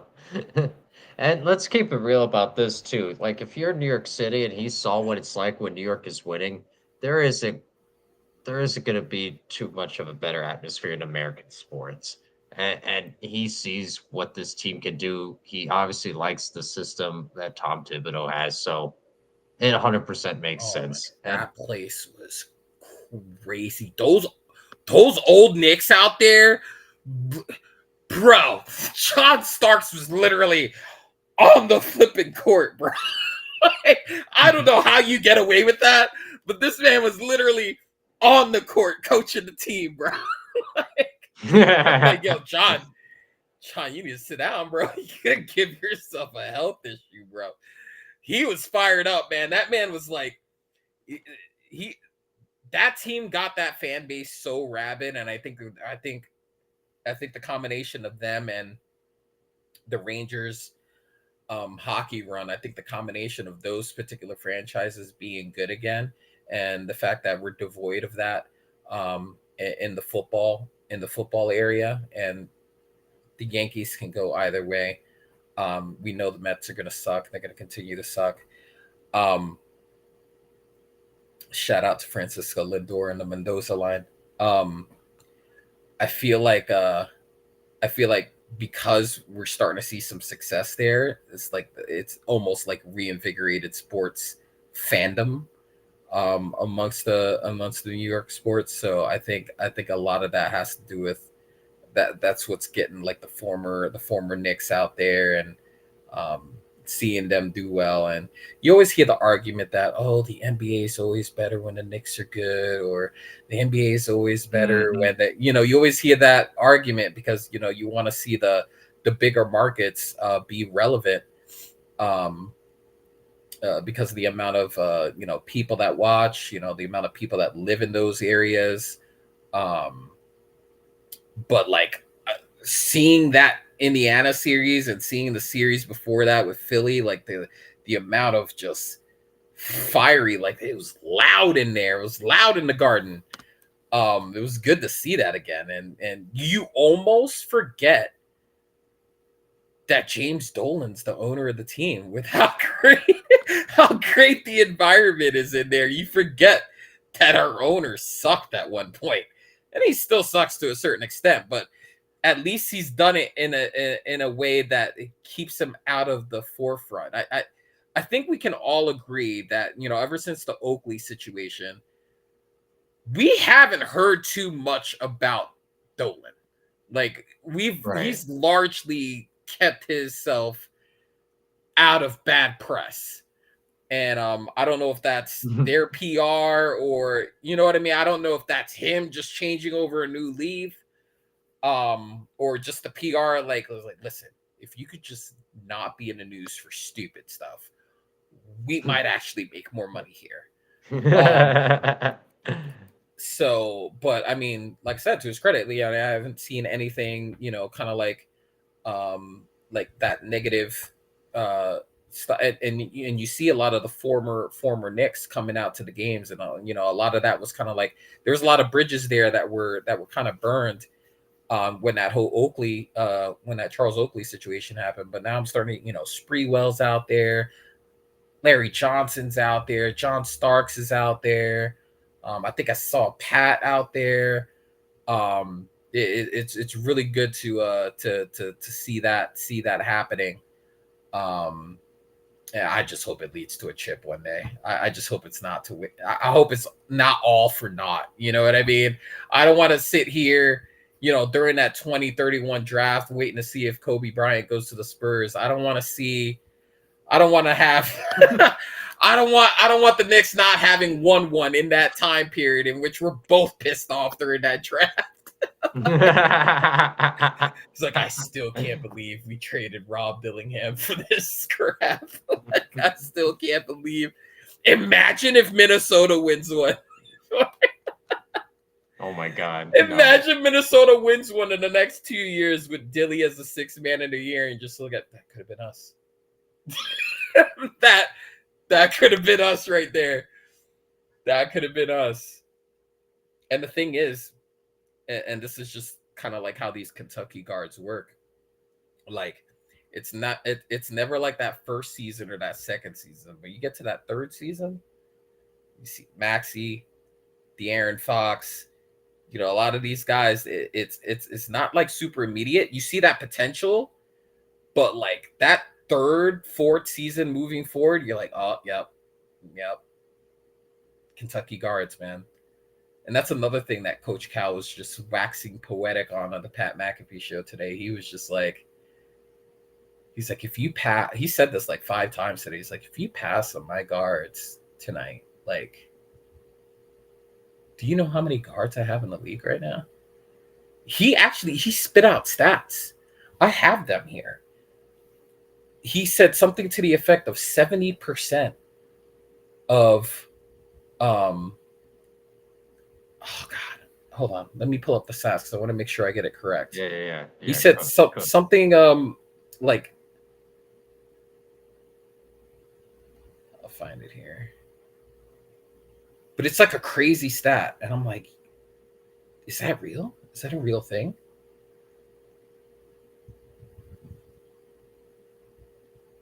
And I started thinking about the players that have come out of the Coach Cal factory, and I'm like, that might be accurate. That might actually be accurate. I will say this about Cal too, while you're looking that up, is that he is someone who does take to the airwaves and will campaign for his players, not like any other coach. And for all the other coaches that do, he 100% does it the most effectively. So yeah, that's always something to keep in mind. But did you find it, my guy? Yeah, I found the stat. So 70% of the players that they've recruited in the last 15 years have been drafted. 73% of those 70% have gotten to second contracts. And he believes, he's not sure about this one, he believes that 30% of the max contracts currently in the NBA are his products. They have earned over $5 billion in contracts alone, not including endorsements. And I looked at those stats and I'm like, and I start thinking, I was like, okay, Booker, all right. Carl Anthony, okay, yeah. De'Aaron Fox, okay. Maxey pretty soon, okay. And I started doing the math, and the math is just adding up in my head. I'm like, oh, this might actually be real. This might be a real thing. and I was still in my hating him phase. I was still in my I'm still bent over the whole Arkansas thing phase. And then I looked at that stat and I started thinking about all the players, and I was just like, oh, he's not wrong. He's not wrong about that. He's not wrong. And then that's when the growth happened. That's when I moved into my growth phase in regard to him leaving. That's when I was like, okay, I think I'm over it. Well, we support growth here. We continue to support growth here. Well done to you, Absolutely. Joe. And yeah, if only Calipari could just win, then those stats would look even better. So we hope he can continue to find his growth. Apparently, if they'd have just won 2 games in this tournament, half the team would be in the league right now instead of just 4. Oh, all right. Yeah. All right, whatever you say, Coach. Sure, Coach. But Joe, I gotta give you credit. Let's go back to your first comments before you came on here. Hey, want to partner in crime for a little bit? I can't promise you for how long, but I got a few, and we have been on here for 3 hours and 30 minutes. So credit to you, man. But I'm done. I'm tapping out personally. But Absolutely. This is thank you, man. King. Thank you, man. As you should. Thanks for making fun of my Spurs with me. Man, that 2031 draft's gonna be broken. I can't wait till they draft Kobe Bryant from Texas. Hell yeah, we'll be here for it. All right, Joe, have a good one, man. Later, guys.